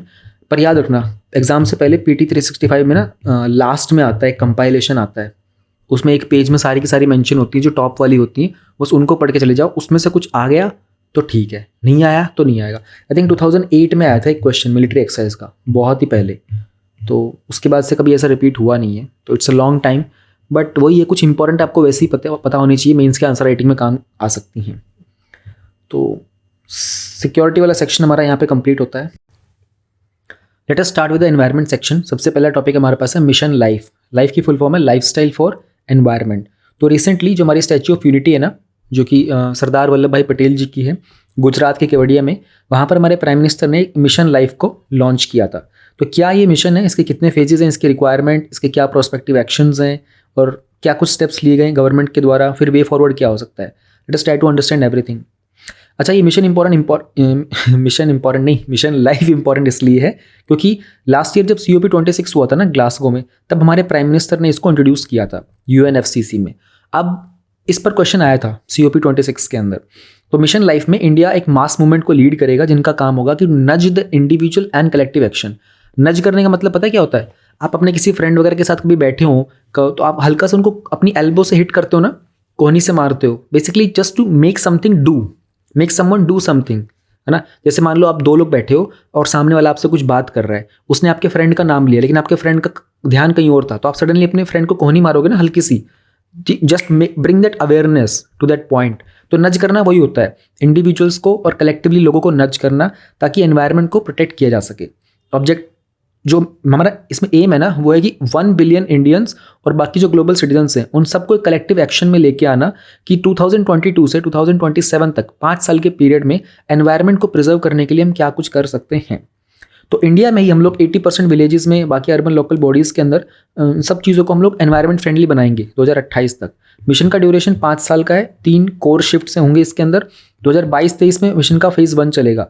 India में इंप्लीमेंट करने के लिए हमारे पास नीति आयोग है, जो कि फर्स्ट ईयर में इसके सारे सब कुछ क्यूरेशन वगैरह करेगा। उसके बाद मिनिस्ट्री ऑफ एनवायरनमेंट है, जो इसको प्रॉपरली नॉन लीनियर और नॉन सिक्वेंशियल मैनर में इंप्लीमेंट करेगा। 3 क्या कुछ फेजेस हैं उनको ज़रा समझने की कोशिश करते हैं हम लोग एक बार।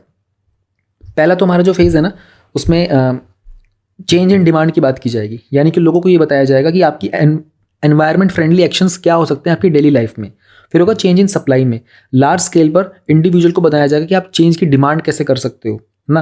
फिर जो स्टेक होल्डर्स होते हैं, अब इसमें इंडस्ट्री हो गई, हमारे पर गवर्नमेंट आ गई, यहाँ पर मिलिट्री हो गई है, प्राइवेट फर्म्स हो गए, सबको कलेक्टिवली लिया जाएगा कि आप सब के सब इसके स्टेक होल्डर्स हो, एंड कैसे सप्लाई और प्रोक्योरमेंट के अंदर हम लोग अपने डिमांड्स को रिवाइज कर सकते हैं। अब डिमांड कैसी होंगी? Sustainable, resilient, long term ending, environment friendly, green energy वाली। फिर हमको पॉलिसी में चेंज लाना होगा। जब ये चीज़ें होने लग जाएंगी ना, उसके बाद हम लोग नीतियों में बदलाव ला सकते हैं। हमारी सारी की सारी पॉलिसी जो होंगी वो एनवायरनमेंट फ्रेंडली बननी स्टार्ट हो जाएंगी। उसमें हम लोग ग्रीन कोड को इंप्लीमेंट करना स्टार्ट कर देंगे। तो इस तरीके से हम लोग ऑल ओवर द वर्ल्ड सब लोगों को इन्फ्लुएंस कर सकते हैं, यानी कि प्रभावित कर सकते हैं कि वो एनवायरनमेंट को प्रिजर्व करने के लिए एक वैलिड और एक वायबल स्टेप लेने में कारगर रहें। नीड क्या है भाई? एनवायरनमेंट का डिग्रेडेशन हो रहा है, क्लाइमेट चेंज हो रहा है। अगर हम लोग IPCC की मानते हैं, जो इंटर गवर्नमेंटल पैनल है, उसकी 6th असेसमेंट रिपोर्ट की बात मांगते हैं, तो जो वार्मिंग है ना ग्लोबल एनवायरनमेंट की हमारी पूरी की पूरी 1.1 डिग्री सेल्सियस तक की, इसके कारण लोगों की ज़िंदगी बहुत ज़्यादा इम्पैक्ट हो रही है। तो अगर हम समय से इस पर एक्शन लेंगे ना, तो 8 मिलियन से लेकर 3 बिलियन लोगों तक हम लोग इसमें जो क्रॉनिक वाटर की स्कार्सिटी है ना, उसको कहीं ना कहीं रोक पाएंगे। अगर हम लोगों ने टाइमली एक्शन लिया तो, नहीं लिया तो इतना नुकसान हो जाएगा, लोगों को पानी की कमी पड़ेगी तकरीबन 800 मिलियन से 3 बिलियन लोगों तक। अभी 800 बिलियन का मतलब देख लो 80 करोड़ से, और तकरीबन 300 करोड़ तक के लोगों की बात कर रहा है। 80 करोड़ से लेकर 300 करोड़ तक लोगों को पानी की कमी फेस करनी पड़ेगी। आज के टाइम में जो लॉन्ग टर्म का रिस्क है, उसमें क्लाइमेट चेंज सबसे टॉप पर है। ग्लोबल इकोनॉमी को नुकसान पहुंचेगा, 18% तक की GDP का नुकसान हो सकता है। इंडिया की इकोनॉमी बहुत ज़्यादा वल्नरेबल है, और हमारी एग्रीकल्चर में, टूरिज्म के अंदर 18 से 9% तक का नुकसान हो सकता है। देखो इस पैराग्राफ में जो डेटा गिवन है ना, ये बहुत इंपॉर्टेंट है, ये याद कर लो, लिख लो कहीं पर। ये चीज़ें वो होती हैं जो नुकसान करता है एनवायरनमेंट। ये वाला जनरली कहीं पे मिलता नहीं है हमको इतना, बट कहीं नोट डाउन कर लेना इसको। Let us try to understand कि क्या प्रोस्पेक्टिव एक्शंस होने वाले हैं हमारे, और इस मिशन लाइफ का बेनिफिट क्या होगा। सिंस इंडिया के 75th ईयर ऑफ इंडिपेंडेंस में इसको लॉन्च किया गया है, तो हमारे 75 लाइफस्टाइल के प्रैक्टिसेस हैं जिनके बारे में बात की गई है, जो कि सारे के सारे एनवायरनमेंट फ्रेंडली होते हैं, और इनको 7 कैटेगरीज में रखा गया है। 1 2 3 4 5 6 7। एक तो कुछ एनर्जी कैसे सेव कर सकते हो भाई, LED बल्ब का इस्तेमाल करो, पब्लिक ट्रांसपोर्ट का इस्तेमाल करो, तो ऐसे 19 एक्शंस बताए गए हैं। फिर वाटर कैसे सेव कर सकते हो, एग्रीकल्चर में ड्रिप इरिगेशन का इस्तेमाल करो, है ना, रेन वाटर हार्वेस्टिंग करो, ऐसे 15 एक्शंस बताए गए हैं। सिंगल यूज़ ऑफ प्लास्टिक के लिए जो क्लॉथ बैग होता है, शॉपिंग करने जाते हो तो कपड़े के बैग लेके जाओ, है ना, और बैम्बू टूथब्रशेस यूज़ करो। इस तरह के 11 एक्शंस बताए गए हैं। फिर सस्टेनेबल फूड स्टाइल में कंपोस्ट, जो फूड का वेस्ट होता है ना, उसका कंपोस्ट बनाओ, उसको अपने जो प्लांट्स वगैरह होते हैं उसमें इस्तेमाल करो, थोड़ा सा फर्टिलाइजर वगैरह को अवॉइड करने की कोशिश करो, और सीजनल फूड का इस्तेमाल ज़्यादा करो। तो ऐसे 6 एक्शन बताए गए हैं। फिर वेस्ट को रिड्यूस करना, यानी कि स्वच्छता एक्शंस में 11 एक्शंस बताए गए हैं कि कैसे अपने पुराने कपड़ों को, बुक्स को आप रिपेयर वगैरह कर सकते हो, रीयूज, रिसाइकिल कर सकते हो। फिर हेल्थ और लाइफस्टाइल में बताया गया कि आपको ट्रीज प्लांट करने हैं जिसके कारण पॉल्यूशन कम होगा, और नेचुरल और ऑर्गेनिक फार्मिंग की प्रैक्टिस करनी है। इस तरह के 9 एक्शंस है। लास्ट में जो कैटेगरी है उसमें ई वेस्ट की बात की गई है कि रिचार्जेबल लिथियम बेल्स को इस्तेमाल करना, फिर उनका रिपेयर करना, और इलेक्ट्रॉनिक डिवाइसेस को कैसे आप यूज़ करोगे ताकि वो एनवायरनमेंट फ्रेंडली हो सके। इस तरह के 4 एक्शंस बताए गए हैं। तो टोटल मिलाकर के अगर हम लोग देखेंगे तो ऐसी 75 एक्टिविटीज़ बताई गई हैं जिनको हम लोग अगर डेली लाइफ में इंप्लीमेंट करेंगे तो बहुत सारे लेवल्स पर हम लोग एनवायरनमेंट को प्रिजर्व कर सकते हैं।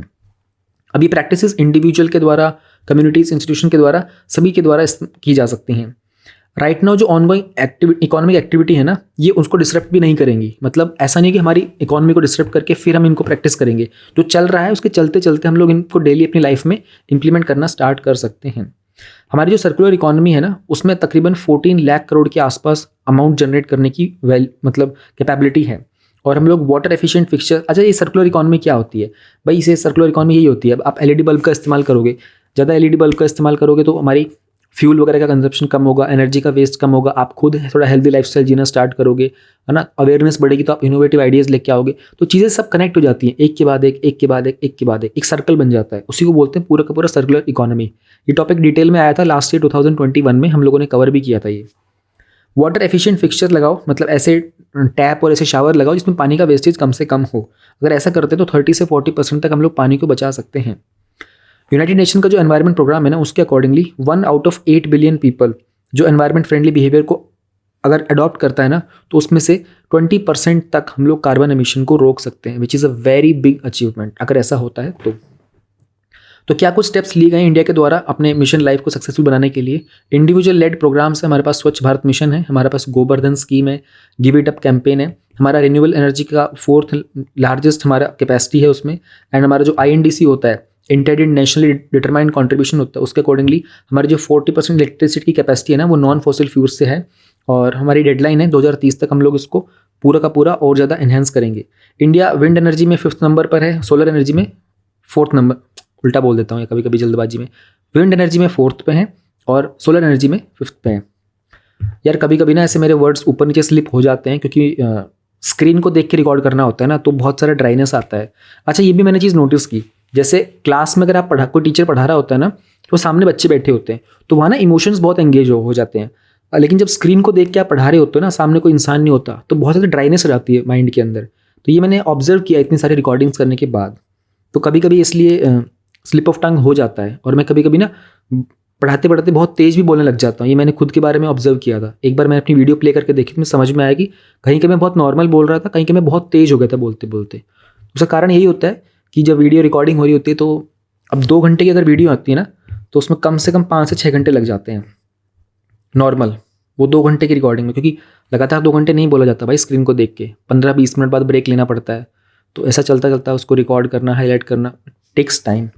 तो मैं बस ऐसे ही बता रहा था बीच में कि कभी ऐसी गड़बड़ हो तो माफ़ करके थोड़ा सा आगे बढ़ जाया करो। ओके, तो मिशन लाइफ को हम आगे करेंगे तो हम लोगों को क्लाइमेट चेंज को कैसे कॉम्बैट कर सकते हैं। हमारा एक टारगेट है 2070 तक का नेट जीरो का, यानी कि कार्बन के जो एमिशंस हो रहे हैं ना, उन सबको हम लोग बिल्कुल जीरो पे लेके आ जाएंगे। नेट जीरो का मतलब होता है, जो वर्ड नेट है ना, इसका मतलब है जितना हम लोग कार्बन एमिशन करेंगे ना, उसको कहीं ना कहीं हम लोग कंपेंसेट कर देंगे। तो ओवरऑल मिलाकर के जीरो एमिशन हो जाएगा हमारा, यानी कि हम लोग उतनी रिन्यूएबल एनर्जी का इस्तेमाल करेंगे। देखो, अर्थ में आप ऐसा नहीं कर सकते कि आप टेम्परेचर राइज होने ही ना दोगे। अगर अर्थ का टेम्परेचर राइज नहीं होगा ना, तो आइस एज भी आ सकती है। कुछ साइंटिस्ट ने पहले प्रेडिक्शन की भी थी कि अगर ग्लोबल वार्मिंग को बिल्कुल ही रोक दिया जाएगा ना, तो हो सकता है कि, अच्छा ये भी कहा था कि अगर ज़्यादा कार्बन एटमॉस्फेयर में डिपॉजिट हो गई ना, तो हो सकता है कि हमारे एटमॉस्फेयर में एक लेयर बन जाए जिससे सनलाइट आएगी ही नहीं अर्थ के ऊपर, और सनलाइट नहीं आएगी तो सारी के सारा जो पानी है ना, वो बर्फ में कन्वर्ट हो जाएगा, आइस एज आ जाएगा। तो हम लोगों को बैलेंस क्रिएट करना है। अब और क्या चीज़ें हैं, और उसमें फिर बिहेवियरल चेंज में क्या कुछ इंपैक्ट किया जा सकता है ना। देखो, अपने कार और स्कूटर को आप लोग ट्रैफिक में बंद कर सकते हो, तो इसके अकॉर्डिंगली 22.5 बिलियन के किलोवाट पर आवर के आसपास की एनर्जी बचाई जा सकती है। ये बहुत ज़्यादा होता है अगर लोग इसको इम्प्लीमेंट करना स्टार्ट कर दें तो। फिर जो भी रनिंग टैप्स होती हैं, पानी वानी की जो खुले टैप्स होते हैं, उनको अगर बंद कर देंगे तो 9 ट्रिलियन लीटर तक वाटर बच सकता है ना। ये एग्जाम्पल्स हैं, इनमें सारे मत याद करना, 1-2 याद कर लेना, मेंस में कहीं ना कहीं लिख सकते हो आप। फिर कपड़े का बैग इस्तेमाल करें रादर देन प्लास्टिक का, तो उससे 375 मिलियन टन्स का जो सॉलिड वेस्ट जनरेट होता है वो नहीं होगा। एंड अगर हम लोग जो नॉन फंक्शनल गैजेट्स होते हैं उनका रिसाइकलिंग करेंगे तो 0.75 मिलियन टन्स तक हम लोग वेस्ट हो सकता है, उसको रिसाइकिल कर पाएंगे। फिर जो वेस्ट होता है घर में, उसको अगर कंपोस्ट कर देंगे, उससे हम लोग खाद वगैरह बना लेंगे, तो तकरीबन 15 बिलियन टन्स का फूड जो होता है ना, जो लैंडफिल्स में जाता है, वो जाने से बच जाएगा। तो ये तो काफ़ी अच्छे अच्छे एग्जाम्पल्स हैं। This is like practical applications जो हम इस्तेमाल कर सकते हैं, पता चलेगा हमें। वे फॉरवर्ड क्या होगा, देखो मिशन लाइफ के अंदर बहुत सारी चीज़ें हैं। नेचर को कंजर्व करना है, प्रिजर्व करना है, प्रोटेक्ट करना है, तो उसके लिए हम लोगों को अपनी ट्रेडिशनल मेथड्स का भी इस्तेमाल करना पड़ेगा, एंड नेचर बेस्ड सॉल्यूशंस को भी यूज़ करना पड़ेगा। और हमारी जो लोकल प्रैक्टिसेस होती हैं वो भी बहुत यूज़फुल होती हैं। तो हम P3 मॉडल इस्तेमाल कर सकते हैं, प्रो प्लैनेट पीपल। ये अच्छा है, यानी कि वो लोग जो प्लैनेट के फेवर में काम करते हैं। इसमें कुछ बेसिक प्रिंसिपल्स होंगे लाइफस्टाइल के प्लैनेट के लिए, for the planet, of the planet, by the planet. जैसे डेमोक्रेसी में बोलते हैं ना, democracy for the people, of the people, by the people, वैसे ही सर्कुलर इकोनॉमी जो लाइफस्टाइल जो है that is of the people, for the people, by the people. फिर यूज़ एंड डिस्पोज को चेंज करके अगर सर्कुलर इकोनॉमी पे ले आएंगे, जिसमें जनरली रीयूज़, रिसाइकल, रीजनरेट वाली चीज़ें होती हैं, तो और बेटर होगा। हमारे कुछ सोशल नेटवर्क्स होते हैं, वहाँ पर हम सोशल नॉर्म्स को यूज़ करके इन्फ्लुएंस कर सकते हैं। हमारे सस्टेनेबल डेवलपमेंट गोल्स हैं, जैसे कि 11वां गोल है ना, वो है सस्टेनेबल सिटीज़ एंड कम्युनिटीज़ का। 12वां गोल जो है वो है रिस्पॉन्सिबल कंजम्पशन एंड प्रोडक्शन का। 13th goal is climate action. 14th goal is life below water. 15th goal is life on sand. ये सारे गोल्स हैं, इन सबको फुलफिल करने में हमें सपोर्ट मिलेगा अगर मिशन लाइफ को हम लोग सक्सेसफुली इंप्लीमेंट कर पाते हैं तो। और देखोगे तो काफ़ी एम्बिशियस एक मिशन है, और अच्छा है कि इंडिविजुअल्स के साथ साथ कलेक्टिव एक्शन लेना होगा। और 5 साल का टाइम पीरियड है, बिलियंस ऑफ लोगों को साथ लेके चलना, उनको अवेयर करना, इट्स अ बिग डील, है ना। तो इंडिया ग्लोबल प्लान्स बना रहा है। देखो ये वाला बनाया, एक वो 1 सन 1 वर्ल्ड 1 ग्रिड वाला बनाया था, वो भी इंडिया ने ग्लोबल प्लान बनाया था। फिर हमारे पास इंटरनेशनल सोलर अलायंस जो था हमारा, फ्रांस के साथ मिलकर हम लोगों ने बनाया था। सो इंडिया एनवायरनमेंट के मामले में ग्लोबल एक्शंस ले रहा है, ठीक है। ध्यान रखना होगा आपको, ये चीज़ें छोटी छोटी एग्जाम्पल्स हैं, ये लिखने होते हैं मेंस में। एनवायरनमेंट सेक्शन का जो हमारा सेकंड टॉपिक है, that is about main streaming biodiversity in forestry. Recently food and agriculture organisation ने एक पेपर पब्लिश किया था जिसका टाइटल था main streaming biodiversity in forestry, और इसको उन्होंने CIFOR, centre for international forestry research के साथ मिलकर इसको पब्लिश किया था। तो पहले तो हम लोग फूड एंड एग्रीकल्चर ऑर्गेनाइजेशन के बारे में जान लेते हैं। ये UN की स्पेशल एजेंसी है, 1945 में स्टार्ट किया गया था। इनका जो मेजर एम है वो all over the world food security achieve करना है। Along with this, everyone around the world should have access to enough high quality food. इनके हेडक्वार्टर रोम में है, विच इज़ इन इटली।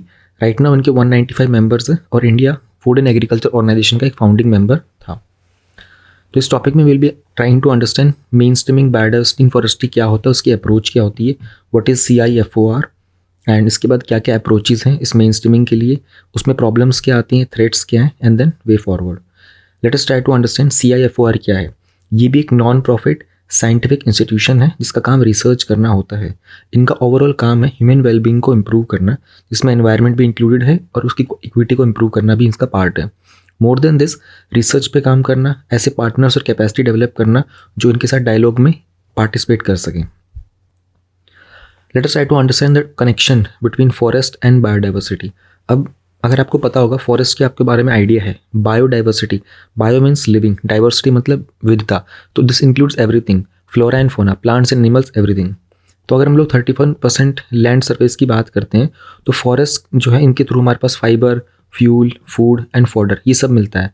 और ऑल ओवर जो population है world की, उसमें से 1/3 पॉपुलेशन को ये सारा एक्सेस मिलता है थ्रू फॉरेस्ट। फिर फॉरेस्ट के कारण हमारे पास 80% जो टेरिस्टोरियल बायोडाइवर्सिटी है ना, उसको एक हैबिटेट या फिर एक होम प्रोवाइड होता है, एंड जिसमें से 50% के आसपास तो ट्रॉपिकल रेन फॉरेस्ट में ही होता है। देन जितने भी ग्लोबल बीइंग्स हैं उन सबके लिए एक सेफ्टी नेट का काम भी करता है हमारा फॉरेस्ट। अगर हम लोग बात करते हैं कार्बन की सिक्वेस्ट्रेशन की ना, तो 296 गीगाटन का जो कार्बन होता है ना, वो सिर्फ हमारे फॉरेस्ट में ही सेव होता है। Let us try to understand what is main streaming biodiversity. पहले तो अगर आप कीवर्ड को क्रैक करने की कोशिश करोगे ना, तो बायोडाइवर्सिटी तो आपको इजीली समझ में आ जाएगा। मेन स्ट्रीमिंग यानी कि there is something which is not right now aligned with its natural path, उसको मेन स्ट्रीमिंग लेके आना। जैसे कि हम लोग ने एक टॉपिक कवर किया था इसी मंथ की मैगजीन में, नॉर्थ ईस्टर्न इंडिया का, उसको कैसे डेवलप कर सकते हैं। वहाँ पर भी एक पॉइंट था कि नॉर्थ ईस्ट इंडिया के बहुत सारे ऐसे लोग होते हैं जो कि ना मेन स्ट्रीम इंडिया से थोड़े से अलग चल रहे होते हैं because of lack of awareness. तो हम लोगों को उन सबको भी अलाइन करना है, सबको सिंक्रोनाइज करना है, सबको एक साथ लेके चलना है। इन अ सिमिलर वे हम लोग किस तरीके से जो भी हमारी पॉलिसीज़ हैं, स्ट्रैटेजीज़ हैं, प्रैक्टिसेस होती हैं पब्लिक और प्राइवेट सेक्टर्स की, वहाँ हर जगह पर हम लोग अपने नेचुरल रिसोर्सेज को कैसे कंजर्व कर सकते हैं, कैसे सस्टेन कर सकते हैं, तो उसमें बायोडाइवर्सिटी को हम लोग कैसे एम्बेड करेंगे। तो इंटीग्रेट करना बायोडाइवर्सिटी का मतलब ही ये होता है कि जो भी हमारे पास अवेलेबल रिसोर्सेज होते हैं ना, उन सब को लेकर के चलना, उन सबको कंसर्न में कंसिडर करना। हमारी फॉरेस्ट की पॉलिसीज़, प्लान, प्रोग्राम और जो प्रोजेक्ट्स होते हैं ना, इन सबको प्रायोरिटाइज करना। इसके लिए हमारे पास एक national biodiversity strategies and action plan भी है, जिसमें कंट्रीज़ अपने अपने सेक्टर स्पेसिफिक पॉलिसीज़ बनाती हैं। देन सबकी अप्रोच और इंस्ट्रूमेंट्स अलग अलग हो सकते हैं। एक बार हमको ये समझना पड़ेगा कि अप्रोच और इंस्ट्रूमेंट्स क्या होते हैं। तो UN का एक स्ट्रेटेजिक प्लान है 2017 से 2030 तक, जहाँ पर उन्होंने फॉरेस्ट का एक बहुत इंपॉर्टेंट रोल कंसिडर किया है कि बायोडाइवर्सिटी को मेंटेन करने में फॉरेस्ट क्या रोल प्ले करते हैं। अगर हम लोग अप्रोच और इंस्ट्रूमेंट्स की बात करते हैं ना फॉरेस्ट्री में, वो कैसे कैसे होते हैं। कुछ इकोनॉमिक इंस्ट्रूमेंट होते हैं, यानी कि कभी कभी फॉरेस्ट के जो ऑनर्स और मैनेजर्स होते हैं ना, उनके ऊपर टैक्स लगा दिया जाता है कि आपके ऊपर टैक्स लगा दिया गया तो आप इन चीज़ों को मिसयूज़ नहीं कर सकते। फिर रेड प्लस करके और एक carbon based payment for economic system की स्कीम्स भी होती हैं, जिसके थ्रू इनकी इलीगल मार्केटिंग वगैरह को भी रोका जाता है। सपोर्टिंग इंस्ट्रूमेंट होते हैं। लोगों को जो बायोडाइवर्सिटी की नॉलेज होती है ना, और गवर्नमेंट के एजेंसीज के पास कैपेसिटी होती है, तो वो बहुत हद तक फॉरेस्ट को मेंटेन करने में सक्सेसफुल हो जाते हैं। पार्टिसिपेटरी फॉरेस्ट मैनेजमेंट की अगर बात करें तो वहाँ के जो लोकल लोग होते हैं ना, जैसे खास करके जो ट्राइबल्स होते हैं या फिर जो फॉरेस्ट एरिया के आसपास रहने वाले होते हैं, अगर उनको उनके राइट्स वगैरह मिलने स्टार्ट हो जाते हैं ना, तो वो अपनी नॉलेज को और उस एरिया के फॉरेस्ट्री के डेवलपमेंट में यूज़ करना स्टार्ट कर देते हैं। Special planning and based approaches में हम लोगों को मल्टीपल यूज़ प्रोटेक्टेड एरियाज़ को डिज़ाइन करना होता है। इसके अलावा भी कुछ हमारे कंजर्वेशन के मेजर्स भी होते हैं, जिसके कारण हम लोग वहाँ के इकोसिस्टम की सर्विस को और इम्प्रूव कर सकते हैं। कुछ स्पीशीज़ बेस्ड अप्रोचेस भी होती हैं। ये नेशनल स्ट्रेटजीज़ होती हैं कि कैसे हम लोग अपने क्लियर ऑब्जेक्टिव के साथ आगे बढ़ेंगे। और cross sectoral operation, cross sector मतलब 2-3 तरह के जो सेक्टर्स होते हैं ना, वो आपस में, जैसे वाटर भी एक सेक्टर हो गया बायोडाइवर्सिटी में, इकोसिस्टम में, और प्लांट्स वगैरह हो गया, एनिमल्स हो गए, तो हम इन सबको मिला करके कैसे आगे बढ़ सकते हैं एक साथ। फिर रेगुलेटरी इंस्ट्रूमेंट लगाए जाते हैं, कुछ कोटा, परमिट या लाइसेंस वगैरह दिए जाते हैं कि कौन फॉरेस्ट के जो रिसोर्सेज होते हैं वो कौन कितना इस्तेमाल कर सकेगा। जैसे कि कोई प्राइवेट सेक्टर होता है, उनके ऊपर लिमिटेशन ज़्यादा होती हैं, क्योंकि अगर उनको अलाउ कर दिया then they will come up with lots of construction वहाँ पर, और कंस्ट्रक्शन के कारण वो नेचुरल इकोसिस्टम को डिस्टर्ब भी करेंगे। Now let us try to understand कि जब बायोडाइवर्सिटी को मेन स्ट्रीम करने का हमारा एम होता है तो उसमें प्रॉब्लम क्या क्या आती हैं। एक तो डिफॉरेस्टेशन, राइट नाउ सबसे ज़्यादा यही होता है। तो अराउंड 10 मिलियन हेक्टर के आसपास का जो फॉरेस्ट है ना, उसको लैंड में कन्वर्ट कर दिया जाता है हर साल, क्योंकि एग्रीकल्चर की रिक्वायरमेंट ज़्यादा है। और 90% जो डिफॉरेस्टेशन हुआ है ना, वो पिछले 18 सालों में हुआ है, और वो मोस्टली एग्रीकल्चर के लिए किया गया है। 30% से ऊपर की जो स्पीशीज़ थी ना, वो सारी की सारी अब एक्सटिंक्ट होने वाली हैं। अब इसके कारण क्या होता है ना कि बहुत सारे वाइल्ड लाइफ स्पीशीज़ जो होती हैं उनका सर्वाइवल खतरे में आ जाता है। इलीगल फॉरेस्ट एक्टिविटीज़, करप्शन बहुत होता है। गैरकानूनी तरीके से जो टिम्बर यानी कि पेड़ों की जो लकड़ियाँ होती हैं ना, उनको काटा जाता है और उनको फिर फर्दर पब्लिक मार्केट के अंदर बेच दिया जाता है। प्रोटेक्टेड एरियाज़ के बाहर की जो कंजर्वेशन स्ट्रेटजीज़ है ना, उनके बारे में लोगों को इतनी अवेयरनेस भी नहीं है और वो इतनी स्ट्रांग भी नहीं है, तो उसके कारण बायोडाइवर्सिटी का लॉस ज़्यादा हो रहा होता है। अभी गवर्नमेंट की बात करते हैं, गवर्नमेंट कितना रेगुलेट करेगी, गवर्नमेंट के पास पैसा कितना है, कितने लोग हैं, कितना इंफ्रास्ट्रक्चर है, लॉजिस्टिक्स है, ये बहुत कम है। बहुत सारी डेवलपिंग कंट्रीज़ तो अभी तक अपने फॉरेस्ट के रेगुलेशंस को इम्प्लीमेंट करने में लगी हुई हैं। इंडिजिनस पीपल और लोकल कम्युनिटी का पार्टिसिपेशन इतना नहीं हो पाता, क्योंकि बहुत बार जो फॉरेस्ट पॉलिसीज़ वगैरह होती है ना, उनको डेवलपमेंट के नाम पर डिफॉरेस्टेशन वगैरह करना पड़ जाता है। फिर लोकल कम्युनिटीज़ जो हैं वो मैनेज कर पाती नियरली 1 बिलियन हेक्टर, जो पूरे के पूरे वर्ल्ड में जितना भी एरिया है ना उसका। तो हम क्या कर सकते हैं, हमारा वे फॉरवर्ड क्या हो सकता है, कैसे हम लोग बायोडाइवर्सिटी को फॉरेस्ट मैनेजमेंट में ऐड कर सकते हैं। जो भी रिस्क वगैरह होंगे ना, हमें सबको पहले एसेस करना होगा और फिर उनको मैनेज करना होगा, क्या क्या ऑपरेशंस हम कर सकते हैं। तो ये प्लानिंग के टाइम पर भी है और अपना कोई भी मेजर ऑपरेशन स्टार्ट करने से पहले भी होगा। यानी कि हमको रिस्क को आइडेंटिफाई करना है, एसेस करना है और उसे फिर मैनेज करना है। फिर हमको कुछ सेट असाइड एरियाज सेटअप करने पड़ेंगे, जैसे कि जो कि हैबिटेट की कनेक्टिविटी प्रोवाइड करेंगे। जैसे कि अगर हम 15% एरिया सेट असाइड कर देंगे ना एक मैनेज फॉरेस्ट के अंदर, तो वो क्या होगा कि पुराने वाले फॉरेस्ट को और जो वल्नरेबल हैबिटेट्स होंगे ना, उनको प्रोटेक्ट करने में एक सपोर्ट मिलेगा। ये एक बड़ा इनोवेटिव सा आइडिया है, इतना परसेंट एरिया को ना सेट असाइड कर दूँ। फिर जो हमारे क्रिटिकल बायोडाइवर्सिटी के रिसोर्सेज होते हैं, जैसे कि कुछ रेयर प्लांट्स होते हैं, डेड वुड है, हॉलो ट्रीज़ हैं, लार्ज ट्रीज़ हैं, नेस्ट साइट्स हैं, इनको हमें प्रोटेक्ट करना पड़ेगा। हमें टिम्बर के जो रिसोर्सेज होते हैं, जो लकड़ी वगैरह, टिम्बर बेसिकली यहाँ पर लकड़ी को ही बोलते हैं, तो उसके बहुत सारे ट्री के स्पीशीज़ होते हैं, उनकी हार्वेस्टिंग की वॉल्यूम को अगर हम लोग कम कर देंगे तो हमारा जो रोटेशन का पीरियड होगा ना वो थोड़ा सा लंबा चला जाएगा।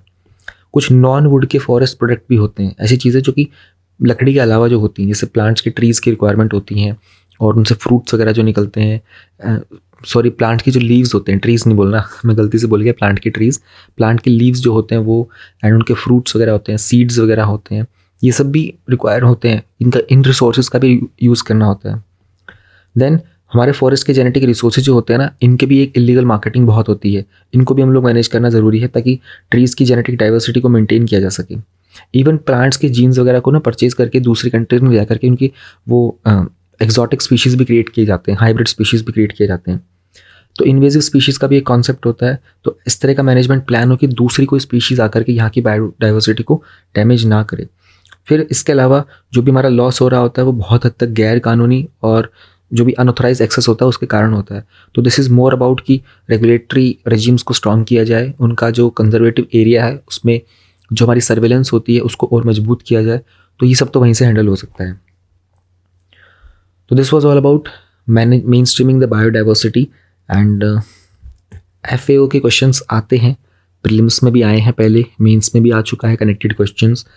ये वाला जो पूरा का पूरा डेटा है, this is something you can note down for your mains exam. तो ये डेटा वहाँ पे काफ़ी काम आएगा। बाकी तो जनरल पॉइंट्स हैं, थ्रेट्स वगैरह क्या होते हैं हमारे बायोडाइवर्सिटी को। इवन ये जो थ्रेट्स का पॉइंट है ना सारा का सारा, this is a very common thing. ये जनरली पूरे के पूरे एनवायरनमेंट के थ्रेट्स वाली चीज़ें होती हैं। तो if you want to note down this much, तो आपके एनवायरनमेंट का कोई भी क्वेश्चन आएगा वहाँ पर भी आप बहुत हद तक मेंशन कर सकते हो। 100% नहीं, बट काफ़ी हद तक। जैसे कि अगर वाटर पोल्यूशन का आ गया तो जाहिर सी बात है ये सारे पॉइंट इतने वैलिड नहीं रहेंगे, बट एक कॉमन अगर एनवायरनमेंट से संबंधित क्वेश्चन आएगा तो इन सब का इस्तेमाल किया जा सकता है। रिसेंटली जो मेंस का एग्जाम हुआ था उसमें मोर देन 20 क्वेश्चंस थे जो इन गिवन माइंड मैप से डूएबल थे। अगर आपको भी इस तरह के माइंड मैप्स कलेक्ट करने हैं and you want more than 900 of such mind maps जो आपको एग्जाम में एक एक्स्ट्रा एज दे सकते हैं, then download link of all these 900 plus mind maps is given in the description of this video.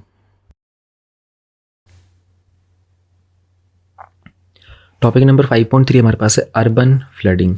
Urban flooding आपको आसानी से पता होगा इंडिया में उसके कॉजेज़ क्या होते हैं, इम्पैक्ट क्या होता है, देन उसके मेजर्स क्या होते हैं और फर्दर क्या कुछ स्टेप्स लिए गए हैं। इसके अलावा छोटा सा टॉपिक है, ज़्यादा टिपिकल नहीं है, आसान है इसको समझना। मतलब कि जब अर्बन एरियाज़ के अंदर एक्सेस वाटर रन हो जाता है ना, तो उसी को बोलते हैं अर्बन फ्लडिंग, मतलब शहर के एरिया के अंदर बाढ़ का आ जाना। अब इसमें बहुत सारे एस्पेक्ट्स होते हैं, बारिश बहुत तेज़ हो रही होती है, सरफेस एरिया काफ़ी डेवलप्ड होता है तो पानी जो होता है ज़मीन में जा नहीं पाता, एंड ड्रेन्स वगैरह की कैपेसिटी इतनी नहीं होती है। तो ये थोड़ा सा रूरल फ्लडिंग से डिफरेंट ही होता है, क्योंकि यहाँ पर जो फ्लड होती है ना वो नॉर्मल से अपने 1.8 से 8 टाइम्स तक ज़्यादा हो सकती है, और उसकी वॉल्यूम भी 6 टाइम तक ज़्यादा हो सकती है, क्योंकि यहाँ पर वाटर का ग्राउंड में पेनिट्रेशन नहीं हो पाता है। तो रिसेंटली काफ़ी सारे जो मेजर मेट्रोपॉलिटन एरिया से वहाँ पर फ्लडिंग देखने को मिली थी। एंड जो कर्नाटका की एक सिटी है, एक त्रिपुरा की सिटी है, यहाँ पर हम लोगों ने किस तरीके से सेंटर ने अर्बन फ्लडिंग को कर्व करने की कोशिश की थी, उसी के बारे में जानेंगे। तो कर्नाटका में देयर इज दिस प्लेस दवनागिरे है समथिंग करके, और त्रिपुरा में अगरतला है। यहाँ पर कैसे गवर्नमेंट ने जो अर्बन फ्लडिंग को रोक पाए थे उसी को समझना है। तो इंडिया में अर्बन फ्लडिंग के कॉजेज़ क्या होते हैं? सबसे पहले तो कुछ मेटेरोलॉजिकल फैक्टर्स होते हैं, हमें पता नहीं चलता, रेनफॉल के पैटर्न्स ना चेंज होते रहते हैं। तो जो एवरेज रेनफॉल होती है ना जुलाई की मंथ में मुंबई की, वो 868 मिलीमीटर थी, ठीक है, जो कि नॉर्मल से ज़्यादा रही है काफ़ी। साइक्लोन और हरिकेन्स आते हैं तो इंडिया की जो पूरी की पूरी कोस्ट लाइन है ना, यहाँ पर वर्ल्ड के 10% के आसपास तक ट्रॉपिकल साइक्लोन्स का खतरा होता है। तो ग्लोबल वार्मिंग अपने आप में एक रीज़न बना हुआ है, वेदर के पैटर्न्स चेंज होते रहते हैं, कभी कभी हाई इंटेंसिटी रेनफॉल इवेंट्स हो जाते हैं। तो ये तो मीटेरोलॉजिकल थे। हाइड्रोलॉजिकल फैक्टर की बात करते हैं तो कभी कभी रिवर्स के कॉस्ट भी चेंज हो जाते हैं, क्योंकि उसके फ्लो में अगर आप रुकावट डालोगे तो वो रिवर का जो पानी होगा वो कहीं ना कहीं से अपना रास्ता निकाल लेगा। देन वो जो हमारा डिफॉरेस्टेशन अगर हम लोग करते हैं ना ज़्यादा, क्योंकि जो प्लांट्स की रूट्स होती है ना वो सॉइल को होल्ड करके रखती हैं और सॉइल इरोजन नहीं हो पाता। लेकिन अगर डिफॉरेस्टेशन करेंगे तो सॉइल इरोजन होगा और जो वाटर रिटेंशन कैपेसिटी होती है ना सॉइल की, वो भी ख़त्म हो जाती है। इसके कारण दूसरी चीज़ होती है, बहुत सारा इम्परवियस सरफेस होता है, क्योंकि अर्बनाइजेशन है तो कंस्ट्रक्टेड एरिया ज़्यादा होगा, बहुत सारा कंक्रीट रहेगा तो पानी ज़मीन में जा नहीं पाएगा, ड्रेन्स वगैरह जो होंगी वो भी कभी कभी फुल हो जाती हैं। इन्फिल्ट्रेशन का रेट जो होता है डिफॉरेस्टेशन के कारण वो भी कम हो जाता है, क्योंकि जो रन ऑफ वाटर जो होता है ना वो प्रेसिपिटेशन बारिश के टाइम पर खास करके उसका इन्फिल्ट्रेशन नहीं हो पाता। इन्फिल्ट्रेशन रेट का मतलब क्या होता है कि वाटर किस स्पीड के साथ पानी ज़मीन के अंदर जाता है, तो वो डिपेंड करेगा सॉइल के स्ट्रक्चर कैसा है, सॉइल का टेक्सचर कैसा है। तीसरी जो कैटेगरी हमारे फैक्टर्स की वो होती है एंथ्रोपोजेनिक, यानी कि मैन मेड फैक्टर्स क्या होते हैं। हमारी अर्बन प्लानिंग अच्छी नहीं होती है। देखो 2021 में एक क्वेश्चन आया था इस चीज़ के ऊपर ही, अर्बन इंफ्रास्ट्रक्चर के कारण और वाटर का, लेक्स वगैरह का कुछ ऐसा क्वेश्चन ही आया था। तो वो अर्बन फ्लडिंग से कनेक्टेड था वैसे तो, बट उसमें मेजरली जो अर्बन प्लानिंग का टॉपिक होता है ना इसके बारे में बात की गई थी। फिर बहुत सारे नेचुरल ड्रेन्स वगैरह का इंक्रोचमेंट हो जाता है और रिवर के जो फ्लड प्लेन्स होते हैं उनको किसी और पर्पज़ के लिए यूज़ कर लिया जाता है। 2020 में जो हैदराबाद फ्लड आई थी ना, इसके कारण मोस्टली लोग की डेथ हुई थी, उसका कारण यही था। अच्छा, इसी के ऊपर आया था वो क्वेश्चन एक्चुअली, हैदराबाद और चेन्नई दो टॉपिक उसमें एग्जाम में मेंशन भी थे शायद, अगर आप देखोगे ना 2021 में मेंस का क्वेश्चन था एक, आई थिंक उसमें हैदराबाद और चेन्नई दो सिटीज़ के बारे में पूछा गया था। एडमिनिस्ट्रेटिव इश्यूज़ भी होते हैं, जैसे 2015 का जो चेन्नई फ्लड आया था ना वो इसलिए हुआ था क्योंकि बहुत सारा जो पानी था ना वो चेम्बरमबक्कम लेक जो था उसके अकॉर्डिंगली वहाँ से वो डिस्चार्ज कर दिया गया था इनडिस्क्रिमिनेट तरीके से। ये बात कैग की रिपोर्ट में मेंशन भी थी। फिर अर्बन हीट आइलैंड इफेक्ट भी होता है, इसके कारण अर्बन एरियाज़ में हीट बहुत बढ़ जाती है। तो बेंगलुरु जो होता है ना वो एनुअल जो रेनफॉल रिसीव करता है ना वो है 1000 मिलीमीटर से ऊपर, है ना। तो करंट जो उसकी रिक्वायरमेंट है ना, उसके लेक्स का कैचमेंट एरियाज़ है, उसकी 650 की रिक्वायरमेंट वो है, कैपेसिटी है। उसके बियॉन्ड जब वो चला जाता है ना, तो वो सारा का सारा अर्बन फ्लड में हो जाता है। अभी अर्बन हीट आइलैंड इफेक्ट क्या होता है ना, सिटीज़ का जो टेम्परेचर होता है ना, वो नॉर्मल से ज़्यादा चला जाता है, उसके सराउंडिंग कंट्री साइड से ज़्यादा चला जाता है। उसका रीज़न यही होता है कि जो ये वाटर कैचमेंट एरियाज़ जो होते हैं ना, इनकी हीट होल्डिंग कैपेसिटी जो होती है वो रिड्यूस हो जाती है। फिर इलीगल माइनिंग होती है रिवर साइड में और क्वार्टजाइट वगैरह में, जिसके कारण कंस्ट्रक्शन एक्टिविटीज़ में बहुत सारी चीज़ें की रिक्वायरमेंट होती है, तो माइनिंग भी करते हैं इलीगल तरीके से, क्योंकि इसमें पैसा बहुत होता है।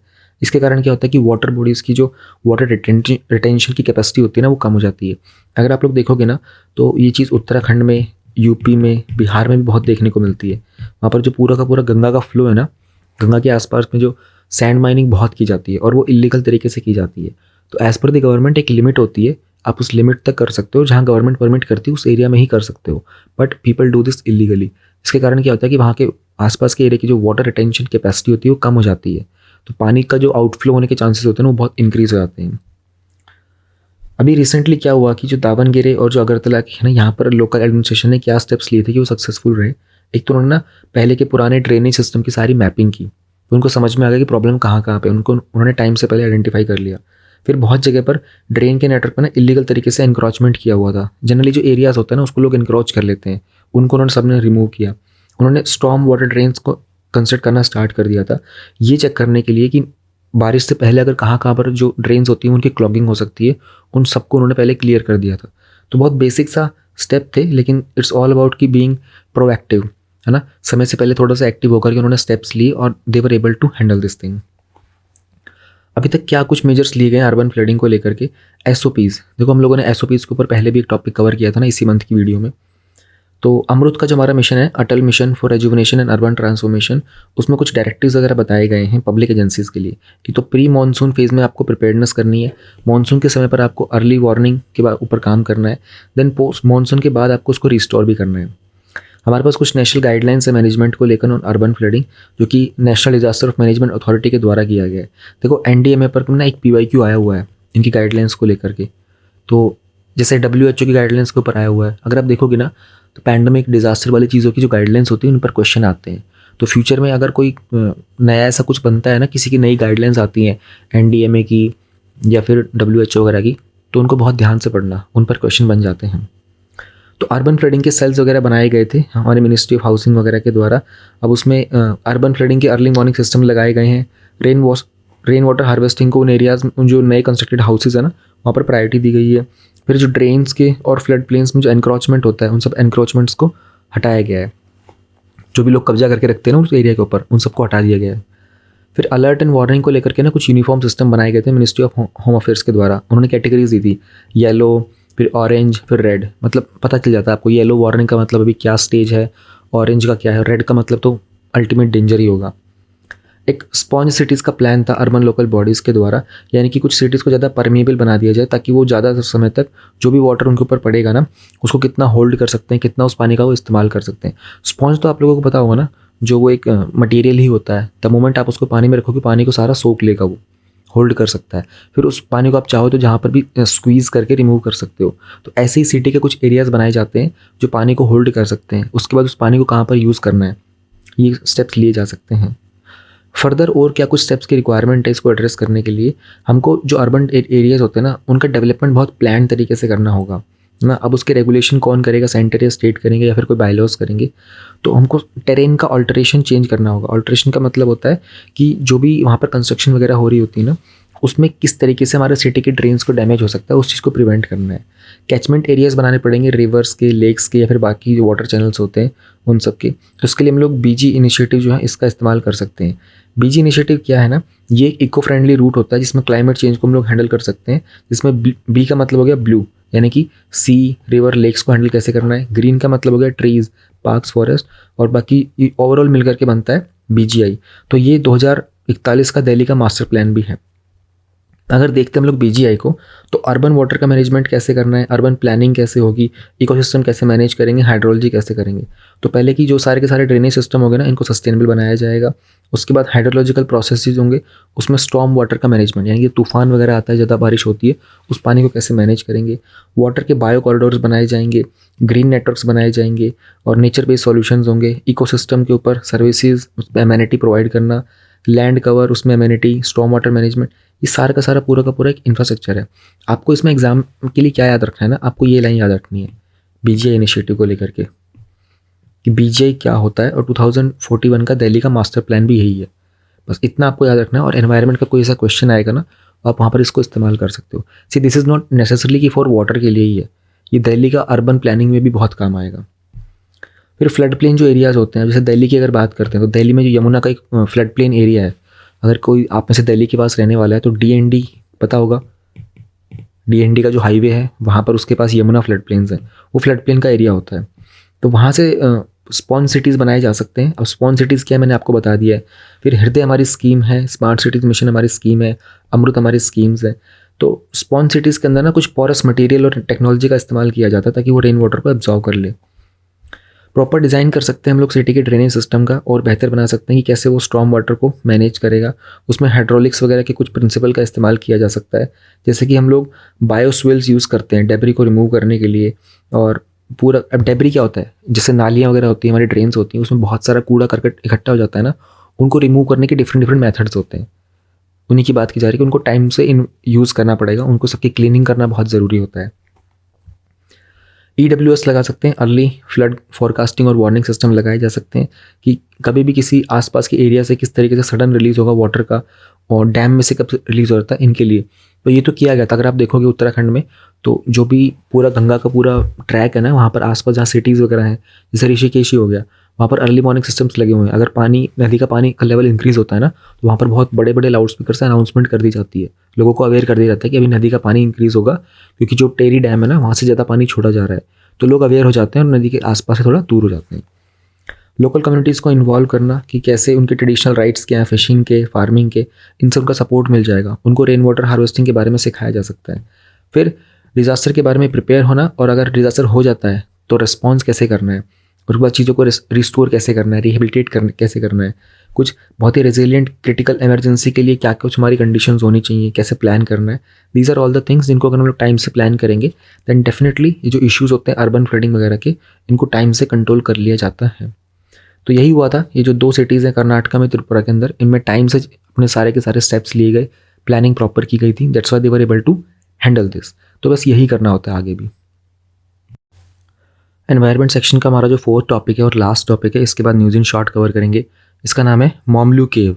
तो रिसेंटली मेघालय की जो मॉम्लू केव है ना, उनको फर्स्ट 100 IUGS की लिस्ट में ऐड कर दिया गया है। IUGS की लिस्ट क्या है? International union of geological science है। इनकी 100 जियोलॉजिकल साइट्स की एक लिस्ट है। तो एज पर IUGS जो ग्लोबल हेरिटेज साइट होती है, यानी कि उसका जियोलॉजिकल एलिमेंट या फिर कोई साइंटिफिक इंटरनेशनल रेलिवेंस होता है, एंड उन्होंने जो जियोलॉजिकल साइंस होते हैं उनके डेवलपमेंट में कुछ सब्सटेंशियल कंट्रीब्यूशन भी किया होता है। तो पहले जो 100 फर्स्ट जियोलॉजिकल साइट्स हैं उनको किया गया under IGCP programme, international geo science programme के अंडर। यानी कि IGCP जो है ना, इसमें एक नॉलेज हब है यूनेस्को का, जहाँ पर इंटरनेशनल साइंटिफिक कॉपरेशन का काम किया जाता है। तो ये जो लिस्ट है ना पहली 100 साइट्स की, इसमें हर तरह की जियोलॉजिकल साइट्स हैं, कुछ टेक्टोनिक साइट्स हैं, स्ट्रेटिग्राफिकल हैं, सेडिमेंटोलॉजिकल, पेट्रोलॉजिकल, मिनरोलॉजिकल। अब ये सब क्या होती जानना ज़रूरी नहीं है आपके लिए एग्जाम में, बस ये जानना है ऐसी साइट्स जिनकी जियोलॉजिकल साइंस की कोई हिस्ट्री होती है उनको कंसिडर किया जाता है। What is this international union of geological science? ये वर्ल्ड का लार्जेस्ट साइंटिफिक ऑर्गेनाइजेशन है जो 1 मिलियन से ऊपर जियो साइंटिस्ट को रिप्रेजेंट करता है।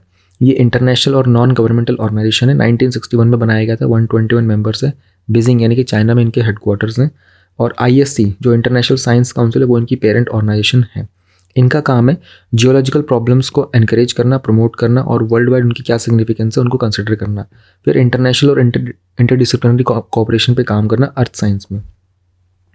फिलहाल ये बहुत सारी वाइड रेंज ऑफ एक्टिविटीज़ पे काम करते हैं, यानी कि टेरेस्ट्रियल और प्लानिटरी जियोलॉजिकल प्रोसेस में क्या क्या प्रॉब्लम्स चल रही हैं उसके लिए नए टेक्नोलॉजिकल कॉन्सेप्ट को डेवलप करना, नए मॉडल्स पे काम करना। अब देख लेते हैं मोमलू केव क्या है। इनको हम लोग क्रेम मोमलू बोलते हैं। ये 4th लॉन्गेस्ट केव है हमारे इंडियन सब कॉन्टिनेंट का। एंड पूरा केव का जो पैसेज है ना वो तकरीबन 7 किलोमीटर का है।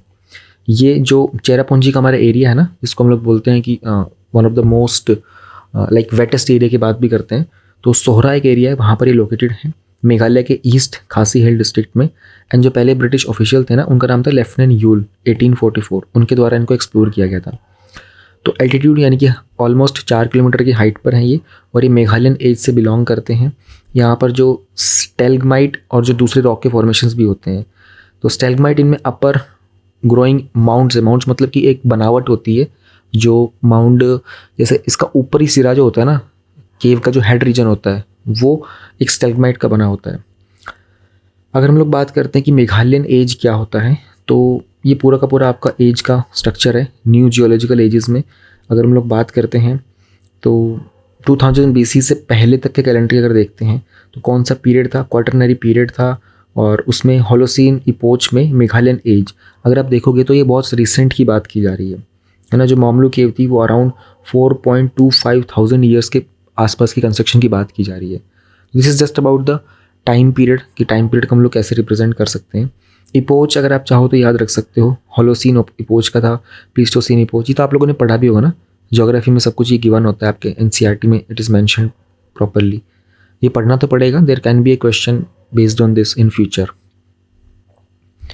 तो बस यही है इस टॉपिक में, IU GS के बारे में थोड़ा सा जानना है। और ये मामलो केव जो है इनको ऐड किया गया रिसेंटली, तो मे बी कोई मैच द फॉलोइंग का क्वेश्चन आ जाएगा आपका, ये केव कहाँ पर है उसके अकॉर्डिंगली, या फिर जो खासी हिल्स होते हैं, गारो खासी जयंती हिल्स होते हैं मेघालय रीजन में, उनके ऊपर क्वेश्चन आ सकता है। तो बस फैक्चुअल इन्फॉर्मेशन है, यहाँ पर मेंस में क्वेश्चन नहीं आएगा, प्रीलिम्स में क्वेश्चन ही आएंगे यहाँ से। अब एनवायरनमेंट सेक्शन के न्यूज़ इन शॉर्ट कवर करेंगे। सबसे पहले एक रिपोर्ट है NDC को लेकर, इसको UNFCCC ने रिलीज़ किया है। तो इसमें हम लोगों को एक्चुअली में यही पता करना होगा, NDC मतलब कि जो UNFCCC है ना, उनके अकॉर्डिंगली हर एक कंट्री को ना अपने लेवल के ऊपर एनवायरनमेंट को प्रिजर्व करने के लिए, कंजर्व करने के लिए कुछ क्लाइमेटिक कमिटमेंट्स करने होते हैं। तो उसकी एक सेकंड रिपोर्ट आई है। ये एक एनुअल समरी यानी कि साल में एक बार प्रिपेयर की जाती है कि आपने क्या ऐसे कमिटमेंट किए थे जिसके कारण ग्रीन हाउस गैसेस के एमिशंस को रिड्यूस किया गया है। तो वो कंट्री जिन्होंने पेरिस एग्रीमेंट को साइन किया है वो अपने NDCs प्रिपेयर करते हैं। इसमें टारगेट्स होते हैं, पॉलिसीज़ और कुछ मेजर्स होते हैं। तो as per this report 193 parties यानी कि जो मेंबर्स हैं ना पेरिस एग्रीमेंट के, उसमें से 24 ने अपडेट किए हैं नए NDCs जो कि COP26 के बाद सबमिट किए थे।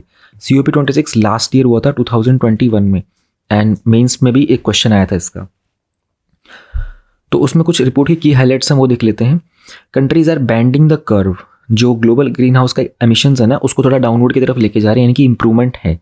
लेकिन जो हमारा टारगेट है ना कि इस सेंचुरी के एंड तक यानी कि 2100 तक हम लोगों को जो टेम्परेचर का राइज है ना उसको 1.5 डिग्री सेल्सियस तक रिड्यूस कर देना है।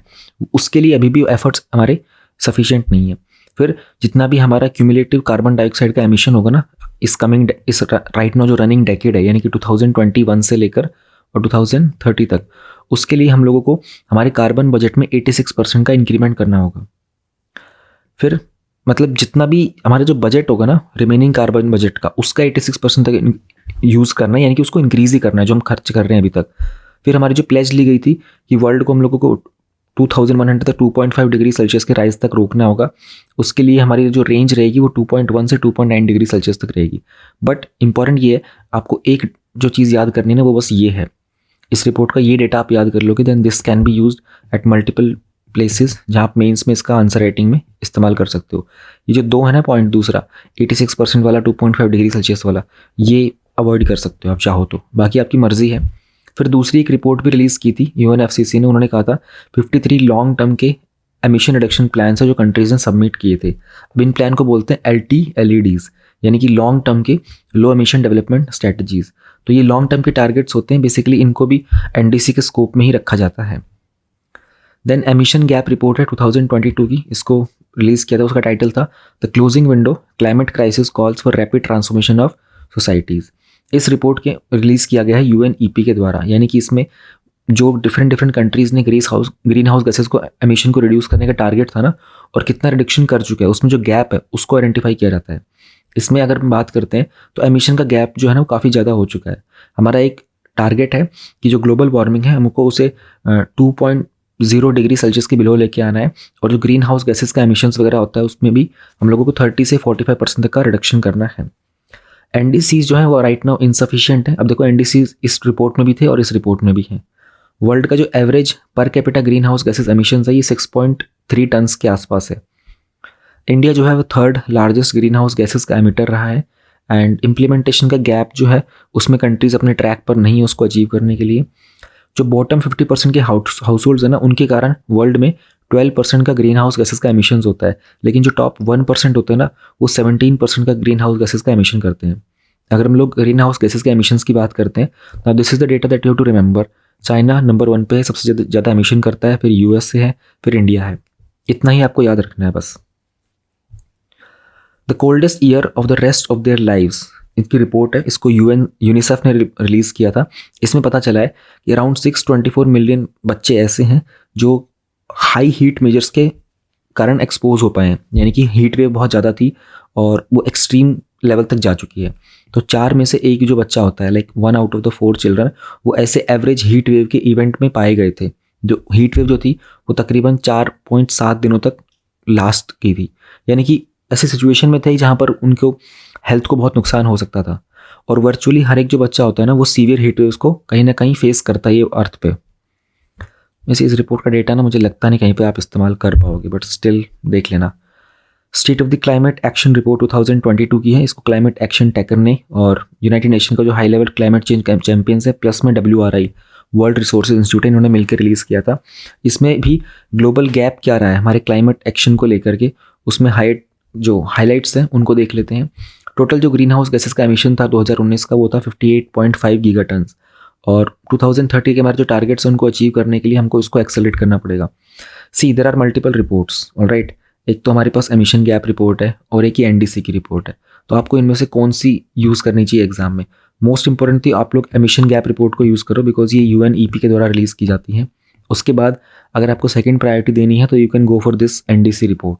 इसके अलावा ये वाली जो रिपोर्ट है ना, state of the climate action report, इस पर जाना इतना इंपॉर्टेंट नहीं, क्योंकि इनको जिसने रिलीज़ किया ना वो क्लाइमेट एक्शन टैकर UN की हाई लेवल की एक चैंपियंस है, WRI है। बट UNEP की वैल्यू जो है ना एमिशन गैप रिपोर्ट में, this is way more important.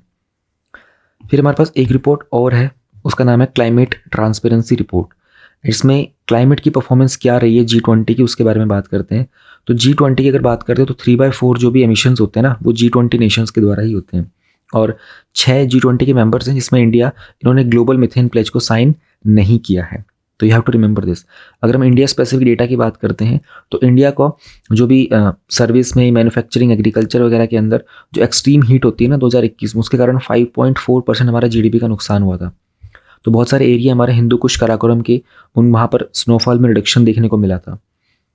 और जो लोकल हमारा प्रेसिपिटेशन होता है ना वो थोड़ा सा इंक्रीज़ हुआ है। लेबर प्रोडक्टिविटी जो है वो डिक्लाइन हुई है। तो ये कुछ पॉइंट्स हैं, if you want you can remember these points with respect to India only.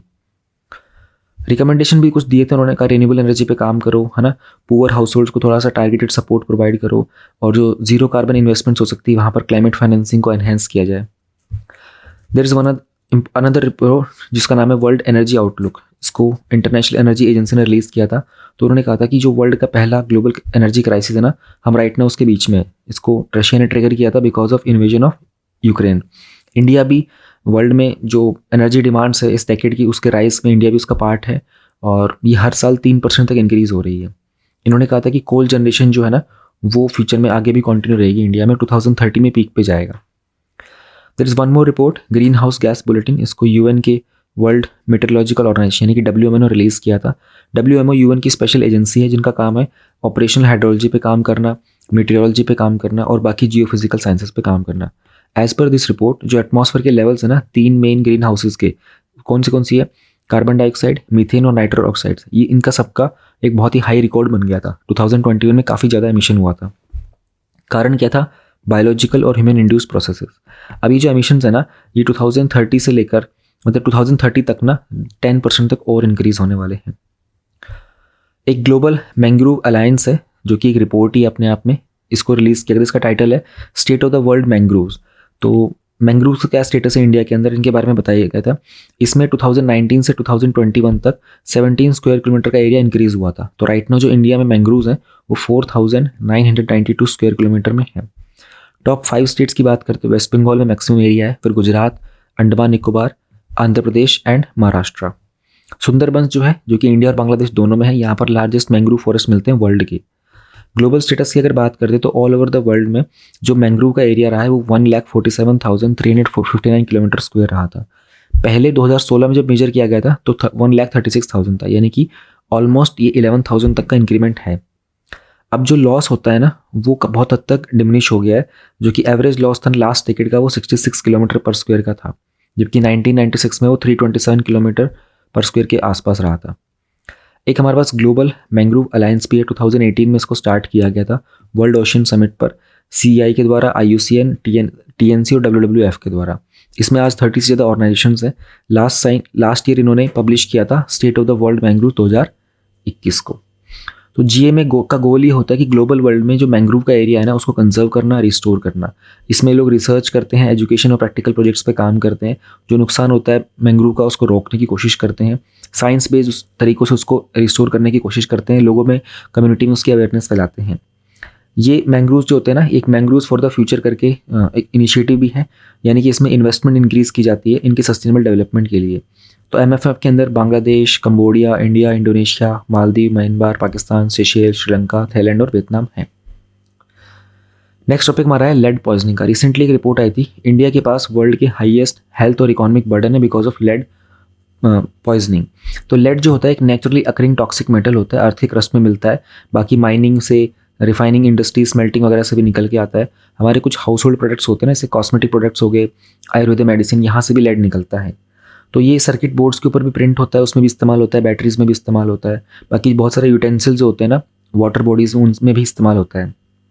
अगर हेल्थ की बात करते हैं तो थोड़ा सा भी अगर एक्सपोजर हो जाता है तो हेडेक, नोजिया, टायर्डनेस, स्टमक एक, ये सब होता है। ब्रेन के डेवलपमेंट को भी इम्पैक्ट करता है, छोटे बच्चों के अंदर IQ वगैरह भी लो हो जाता है, और हमारे लेड के कारण ना बॉडी जो होती है ना उसमें एनीमिया होने के चांसेस बढ़ जाते हैं, क्योंकि वो हीमोग्लोबिन की फॉर्मेशन को रोक देता है। फिर प्रीमेच्योर बर्थ की अगर बात करें तो उसमें बर्थ वेट कम होता है बच्चों का, एंड न्यूली बॉर्न्स के अंदर ग्रोथ बहुत स्लो हो जाती है। तो हम लोग लेड की पॉइजनिंग को कैसे रोक सकते हैं? हम लोग वेस्ट को रिसाइकिल कर सकते हैं प्रॉपर तरीके से। हमारे पास टारगेटेड रिसर्च होगी और हम लोग स्टडी वगैरह करके लेड के लिए कुछ रेमेडीज़ प्रिपेयर कर सकते हैं। कुछ पैरामीटर्स होते हैं, जैसे नेशनल ड्रिंकिंग वाटर के क्वालिटी स्टैंडर्ड्स को अगर फॉलो करेंगे then this can be maintain. उसके अलावा बहुत सारी पॉलिसीज़ हम लोग बना सकते हैं जहाँ पर गैसोलीन में और पेंट वगैरह के अंदर हम लोग लेड का यूज़ को अवॉइड कर सकते हैं। टॉपिक नंबर 5.510 है ग्रीन क्रैकर्स को लेकर। तो ये ग्रीन क्रैकर्स के कारण 30% लेस एयर पॉल्यूशन होता है, और ये डस्ट भी कम एब्जॉर्ब करते हैं, इनमें ज़्यादा हजार्डियस एलिमेंट जैसे कि बैरियम नाइट्रेट नहीं होता। तो स्वास, स्टार, सफल, ये 3 तरह के कैटेगरी के होते हैं। ये सेफ वाटर रिलीजर होता है, ये सेफ थर्माइट क्रैकर और सेफ मिनिमल एल्यूमिनियम। इनको CSIR के द्वारा जो अप्रूव्ड मैन्युफैक्चरर्स होते हैं उन्हीं के द्वारा वही इनको प्रोड्यूस करते हैं। एंड इसके अलावा पेट्रोलियम और जो एक्सप्लोजिव सेफ्टी ऑर्गेनाइजेशन है उनका काम होता है इनको सर्टिफाई करना। CBG कंप्रेस्ड बायोगैस, एशिया का लार्जेस्ट CBG प्लांट जो है वो पंजाब की संगरूर में रिसेंटली हमारे मिनिस्टर ऑफ पेट्रोलियम के द्वारा इनॉग्रेट किया गया था। इसमें कंप्रेस्ड और प्योरीफाइड बायोगैस को प्रोड्यूस किया जाता है, जिसको एग्रीकल्चर रेजिड्यू या फिर कैटल डंग की वजह से इनकी सपोर्ट से 2018 में गवर्नमेंट ने सतत स्कीम को लॉन्च किया था। सतत का मतलब होता है sustainable alternative towards affordable transportation, इस तरह के प्रोडक्शन इकोसिस्टम को बनाने के लिए। इनका फ़ायदा क्या होता है, जो स्टबल बर्निंग की प्रॉब्लम होगी ना उसको रिड्यूस कर देगा, उसके कारण फिर कार्बन डाइऑक्साइड के एमिशन कम हो जाएंगे। जो हमारा ऑर्गेनिक मैन्योर होता है ना उसको फर्मेंटेड फॉर्मेट में वो प्रोड्यूस करेगा ऑर्गेनिक फार्मिंग के लिए, फिर फार्मर्स के लिए एम्प्लॉयमेंट की अपॉर्चुनिटीज़ इंक्रीज हो जाएंगी। लाइट की पॉल्यूशन का माइग्रेटरी बर्ड्स के ऊपर क्या इम्पैक्ट होता है? माइग्रेटरी बर्ड डे सेलिब्रेट किया जाता है 8 अक्टूबर को। तो लाइट पोल्यूशन के कारण माइग्रेटरी बर्ड्स को बहुत सारे इश्यूज होते हैं। लाइट पोल्यूशन मतलब जब बहुत ज़्यादा एक्सेसिव और मिसडायरेक्टेड या फिर ऑब्ट्रूसिव आर्टिफिशियल जो लाइट होती है ना, जैसे कि ग्लेयर हो गया, स्काई ग्लो हो गया, लाइट ट्रेसपास हो गया, क्लटर हो गया। मतलब ग्लेयर मतलब होता है एक्सेस ब्राइटनेस, स्काई ग्लो मतलब जब नाइट में जो रात के समय जो इनहेबिटेड एरियाज होते हैं ना वहाँ पर ज़्यादा रोशनी होती है, उसको स्काई ग्लो बोलते हैं। फिर कभी कभी ऐसी जगह जहाँ पर लाइट को नहीं होना चाहिए वहाँ पर भी लाइट अगर फॉल करती है तो। फिर ब्राइट, कन्फ्यूजिंग और एक्सेसिव ग्रुपिंग होती है ना लाइट के सोर्सेज की। अब इसका प्रॉब्लम ये होती है ना कि नाइट स्काई के अंदर जो पूरी की पूरी स्टारलाइट होती है उसको वॉश कर देता है, तो हमारी एस्ट्रोनॉमिकल रिसर्च में भी प्रॉब्लम आती है, इकोसिस्टम डिस्टर्ब हो जाते हैं, हेल्थ के ऊपर एडवर्स इम्पैक्ट पड़ता है। तो जो नॉक्टर्नल वाइल्ड लाइफ होती है, नॉक्टर्नल बोलते हैं जो रात को जागते हैं पंछी, जैसे उल्लू हो गया, वो उस वाइल्ड लाइफ के ऊपर भी इनका इम्पैक्ट पड़ता है। उसके अलावा जो टेरेस्ट्रियल एनिमल्स होते हैं जैसे कि ऑलिव रिडली सी टर्टल्स, उनमें डिसओरिएंटेशन होने के भी इम्पैक्ट देखे गए हैं। सॉल्यूशन क्या है, हम लोग लाइट शील्ड का इस्तेमाल कर सकते हैं, है ना, लाइट को कट ऑफ भी कर सकते हैं, वार्म लाइटिंग इस्तेमाल कर सकते हैं। आप लोगों के फ़ोन में होता है वार्म लाइटिंग का ऑप्शन भी होता है कोल्ड नाइट के टाइम पर, और मोशन सेंसर लगा सकते हैं कि लाइट तभी ऑन होगी जब वहाँ पर कोई व्यक्ति की मूवमेंट होगी।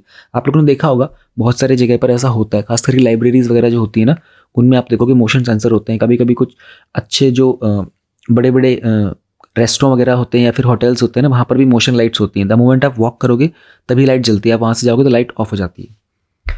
तो बर्ड्स एंड ह्यूमन बींग्स को कैसे लाइट इम्पैक्ट करती है, लाइट का जो पॉल्यूशन होता है ना, उसके कारण बर्ड्स जो होते हैं ना आपस में कोलिजन हो जाता है बिल्डिंग्स वगैरह के साथ, और बायोलॉजिकल रिदम जो होती है उनका बिहेवियर चेंज हो जाता है, माइग्रेशन के अंदर कम्युनिकेशन में प्रॉब्लम आती है। मोर देन 80% जो वर्ल्ड की पॉपुलेशन है ना, वो राइट नाउ लिट स्काई में रहती है, यानी कि जो लाइट पॉपुलेशन होती है ह्यूमन हेल्थ को बहुत नुकसान करती है। स्लीप डिसऑर्डर हो जाते हैं, डायबिटीज़ की प्रॉब्लम भी हो जाती है। हमारे ना सिर्फ बर्ड्स बल्कि एनिमल और प्लांट्स के ऊपर भी इसका इम्पैक्ट पड़ता है। जो लाइट का पॉल्यूशन होता है उसके कारण बर्ड्स की जो फ्लाइंग होती है ना, रात के समय जो उड़ते हैं, वो डिसोरिएंट हो जाती है। ये कुछ प्रॉब्लम्स होती हैं। ANR असिस्टेड नेचुरल रीजनरेशन, एक रिसेंटली कंजर्वेशन इंटरनेशनल रिपोर्ट ने हाईलाइट किया था कि हमको ANR की रिक्वायरमेंट है। ANR में हम लोग क्या करते हैं, एक्टिव प्लांटिंग और पैसिव रिस्टोरेशन करते हैं, यानी कि लोकल जो लोग होते हैं ना उनकी मदद से हम लोग नेटिव जो वेजिटेशन होती है ना उनको रिकवर करने की कोशिश करते हैं। जैसे कि बहुत बार वाइल्ड फायर के कारण ना लोगों के आसपास का जो एरिया होता है वो डिस्ट्रॉय हो जाता है, तो उसमें क्या होता है कि फॉरेस्ट का जो फ्लोर होता है ना उसको क्लियर करते हैं ड्राई डेब्री से हटा करके, ताकि जो नेटिव ट्रीज होते हैं उनको अच्छा सा स्पेस मिल जाए। यानी कि जो पूरी राख वगैरह फैल जाती है तो जो नेटिव ट्रीज होते हैं उनको नुकसान होता है, वो ग्रो नहीं हो पाते, तो उसको पूरे को क्लीन करना ताकि वो जो इन्वेजिव ग्रास वगैरह होती है वो सबको हटाया जा सके। फ़ायदा क्या होता है, ट्रीज़ और फॉरेस्ट को इस तरीके से आराम से रिस्टोर किया जा सकता है, और जो ज़्यादा लैंड को हम लोग रिस्टोर कर सकते हैं ताकि क्विकली हम लोग उसमें थोड़े से ह्यूमन इंटरवेंशन से पूरी चीज़ों को बेहतर तरीके से पनपने का मौका दें। फिर लैंड को जो नेटिव हैबिटेट होता है प्लांट्स का, वाइल्ड लाइफ का, उसमें हम लोग इफेक्टिवली जो नेटिव हैबिटेट होता है उसको मिमिक कर सकते हैं। लोगों के लिए जॉब्स की अपॉर्चुनिटीज़ बन सकती हैं, और हमारे जो ग्लोबल गोल्स होते हैं जैसे कि पेरिस का क्लाइमेट एग्रीमेंट है, बॉर्न चैलेंज है। बॉर्न चैलेंज क्या है कि 350 मिलियन हेक्टेयर्स का जो डिग्रेडेड और डिफॉरेस्टेड लैंड है ना उसको 2030 तक हमें रिस्टोर करना है। तो इन सबको अचीव करने में भी ANR हमको मदद कर सकता है। IUCN ग्लोबल इकोसिस्टम टिपोलॉजी, इसमें 6 हायरार्किकल लेवल्स होते हैं। बेसिकली एक फ्रेमवर्क है, क्लासिफिकेशन किया गया कि अर्थ के जो इकोसिस्टम वगैरह होते हैं ना उसके किस तरीके के फंक्शनल और कंपोजिशनल फीचर्स होते हैं, तो उसकी मैपिंग वगैरह की गई है। इसमें फ़ायदा क्या होता है, हमारे बायोडाइवर्सिटी को कंजर्व करने के लिए मोस्ट क्रिटिकल कौन सा है इसके बारे में हमको पता चल जाएगा। तो 3 जो अपर लेवल्स है ना उनको उनकी फंक्शनल कैरेक्टरिस्टिक्स के तौर पर आइडेंटिफाई किया गया है।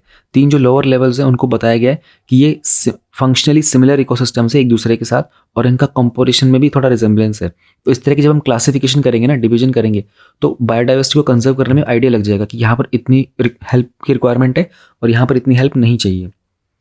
टाइगर रीलोकेशन, रिसेंटली क्या हुआ था, एक टाइगर को रणथंभौर टाइगर रिजर्व से सरिस्का टाइगर रिजर्व में शिफ्ट किया गया था। अब ये जो रीलोकेशन की गई है इनका काम था उस जो STR है सरिस्का में टाइगर की पॉपुलेशन को इंक्रीज़ करना है। तो वहाँ पर जो मेजॉरिटी ऑफ मेल और फीमेल टाइगर जो है ना उनकी उम्र ज़्यादा हो चुकी है, इसके लिए परमिशन लेनी पड़ती है NTCA से, और NTCA एक स्टैट्यूटरी बॉडी है under wild life protection act 1972। तो प्रोबेबली जब पॉल्यूशन वगैरह पॉपुलेशन जो होता है कम हो जाता है ना, तभी इस तरह का रीइंट्रोडक्शन किया जाता है। पहला जो टाइगर का रीइंट्रोडक्शन प्लान था ना वो भी हुआ था सरिस्का में ही हुआ था 2008 में। फिर इसके बेनिफिट ये मिलते हैं, उनको एक फ्री रेंजिंग पॉपुलेशन मिल जाती है, लॉन्ग टर्म तक वाइल्ड टाइगर को सर्वाइवल के चांसेस बढ़ जाते हैं, कंजर्वेशन के एफर्ट और इंक्रीज हो जाते हैं। टाइगर की बात करें तो एंडेंजर्ड है। देखो हमारे जो नेशनल स्टेटस वाले एनिमल है ना, टाइगर हो गया, एलिफेंट हो गया, डॉल्फिन हो गया, सारे के सारे एंडेंजर्ड कैटेगरी में आते हैं। एलिफेंट, टाइगर और क्या था, डॉल्फिन वगैरह। हाँ, तो जो भी नेशनल स्टेटस जिनको मिला वो सारे के सारे एंडेंजर्ड में हैं। 2 टाइगर रिजर्व के बारे में देख लेते हैं। पहली बात तो जो हमारा रणथंभौर है ये अरावली हिल्स के एरिया में है, और ये चंबल रिवर की बानास रिवर के पास में एंड बेसिकली राजस्थान में फॉल करता है। सर इसका भी हमारा अलवर डिस्ट्रिक्ट में है राजस्थान के, ये भी अरावली रेंज का ही पार्ट है। तो रणथंभौर के अंदर एक रणथंभौर फोर्ट भी है, जोगी महल है, राजबग रूइंस वगैरह देखने को मिलेंगे यहाँ पर, और बहुत सारे लेक हैं जैसे कि पदम तालाब, मालिक तालाब और राजबाग तालाब। स्पीशीज़ की बात करें, tiger, leopard, striped hyena, sambar deer, chital, nilgai, ये सब यहाँ मिलते हैं। सरिस्का में भी हमको नीलकंठ टेम्पल मिलेगा जो कि 6th सेंचुरी का है, और पांडुपोल हनुमान टेम्पल भी है, कांकवाड़ी फोर्ट भी है। स्पीशीज़ की बात करें तो इंडियन लेपर्ड मिलेगा, jungle cat, caracal, striped hyena मिलेगा, गोल्डन चेकाल मिलेगा, etcetera. Kadavur slender loris sanctuary, India की पहली सेंचुरी बनी है स्लेंडर लॉरिस के लिए रिसेंटली, तो इसको कदावूर स्लेंडर लॉरिस नाम दिया गया तमिलनाडु के अंदर। इसको वाइल्ड लाइफ प्रोटेक्शन एक्ट 1972 के अंदर ऐसे डिक्लेयर किया गया है।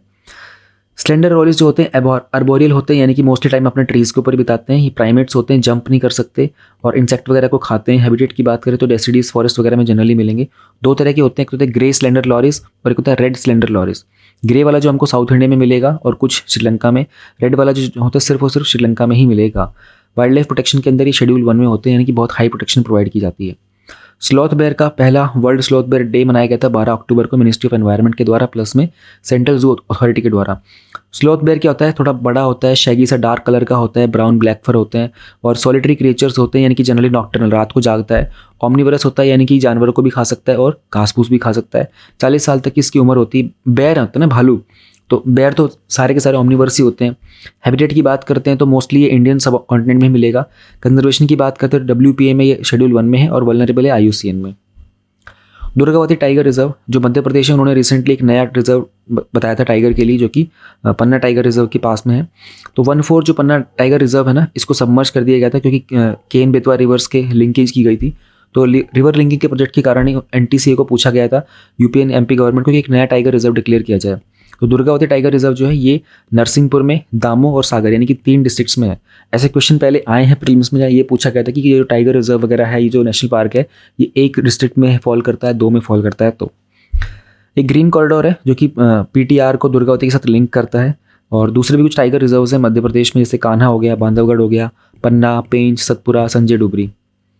अरावली में माइनिंग, रिसेंटली एक जॉइंट कमेटी की रिपोर्ट आई थी जिसको NGT के द्वारा फॉर्म किया गया था। उन्होंने कहा था कि जो अरावली का पूरा रीजन है ना, यहाँ पर बहुत जगह पर इलीगल तरीके से माइनिंग एक्टिविटी रिपोर्ट की गई थी। खास करके फरीदाबाद, गुरुग्राम और मेवात में इसको सुप्रीम कोर्ट के द्वारा पहले 2002 में बैन किया गया था, फिर 2009 में। तो इनको बैन किया गया था ताकि यहाँ की जो ट्रेडिशनल इकोलॉजिकल वैल्यू उसको रिस्टोर किया जा सके। इससे पहले जो कैग है हमारा, कॉम्पेट्रोलर ऑडिटर जनरल, उन्होंने भी कहा था कि यहाँ पर इकोलॉजिकल डिग्रेडेशन बहुत हाई लेवल पर हो रहा है। देखो अरावलीज जो है ना, ये हमारी ओल्डेस्ट माउंटेन रेंजेस हैं, ठीक है। 700 किलोमीटर की हैं ये, गुजरात से स्टार्ट होती हैं और राजस्थान से ट्रेवल करके हरियाणा तक जाती हैं, जब तक कि दिल्ली का रायसेना हिल जो है ना उसको टच करती हैं। और पिछले 4 डेकेड्स में काफ़ी ज़्यादा डिग्रेड हुई हैं क्योंकि माइनिंग बहुत होती है, डिफॉरेस्टेशन होती है, ओवर एक्सप्लोटेशन बहुत ज़्यादा होता है।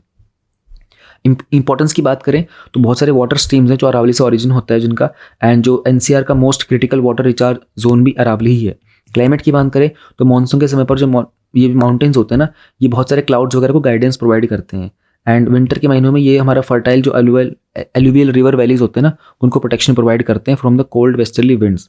वाइल्ड लाइफ की बात करें तो बहुत सारे वाइल्ड स्पीशीज यहाँ पर मिलते हैं और एनिमल एंड ह्यूमन बीइंग के कॉन्फ्लिक्ट जो है वो राइज कर रहे हैं। कोलार फील्ड्स की बात करें, रिसेंटली हमारी सेंट्रल गवर्नमेंट डिसाइड किया था कि जो कर्नाटका का कोलार फील्ड्स है ना, इनको रिवाइव किया जाएगा। तो इसी को बोलते हैं एक्चुअली KGF, जो KGF मूवी आई थी ना, कोलार गोल्ड फील्ड्स। तो कुछ स्टोरी इस रीजन को देख करके बनाई गई थी। माइनिंग जो था इससे पहले शेल्व कर दी गई थी क्योंकि यहाँ पर जो एक्सट्रैक्शन था वो वायबल नहीं था। तो एक ऑफिशियल स्टेटमेंट आया था, उसके अकॉर्डिंगली जो KGF के जो माइनिंग वगैरह होती है ना, उसमें 30,000 करोड़ तक के आसपास की वैल्यू है। तो इनको ऑपरेट किया जाता है भारत गोल्ड माइंस के द्वारा, एक पब्लिक सेक्टर अंडर PSU है ये भी। एंड ये वर्ल्ड का डीपेस्ट गोल्ड माइंस है 3000 मीटर की डेप्थ पर। Now we have this topic blue flag beaches. Recently international जो इको लेबल होता है ना ब्लू फ्लैग का, वो दिया गया था नए बीचेस को। एक तो है मिनिकॉय थुंडी बीच और है कदमत बीच, दोनों के दोनों लक्षद्वीप में हैं। तो अब हमारा जो ब्लू सर्टिफिकेशन है वो टोटल 12 हो चुका है। ब्लू सर्टिफिकेशन क्या होता है ना, बेसिकली एक सर्टिफिकेशन दिया जाता है। ये डेनमार्क के ऊपर एक नॉन प्रॉफिट फाउंडेशन है एनवायरमेंटल एजुकेशन के लिए। इनका काम होता है कि जो टूरिज्म सेक्टर होता है ना, उसमें सस्टेनेबिलिटी को प्रमोट करना, और ये बीचेस को, मरीनास को, सस्टेनेबल बोटिंग टूरिज्म को इस तरह के सर्टिफिकेट्स देते हैं।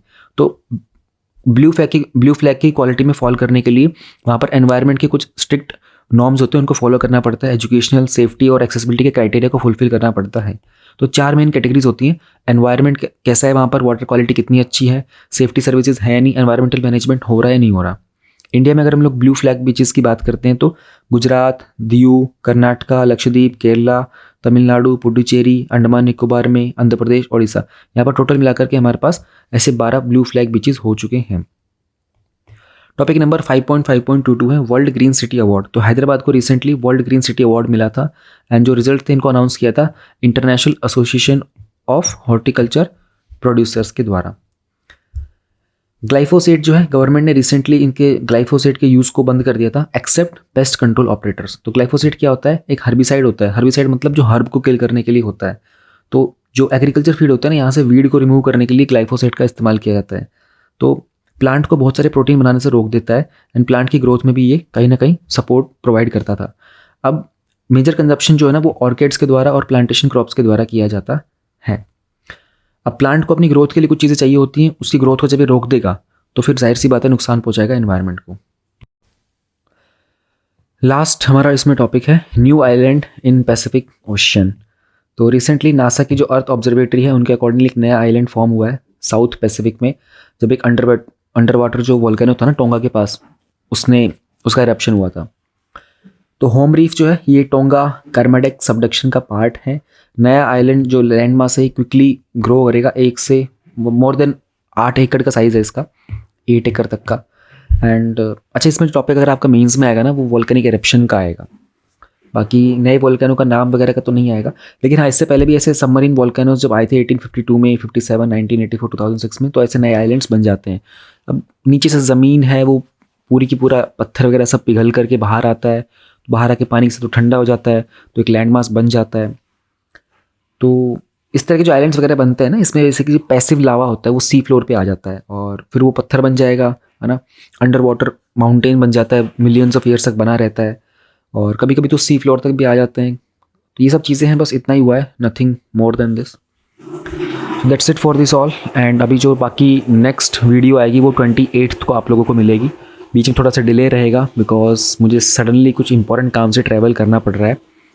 Thank you very much for supporting this initiative.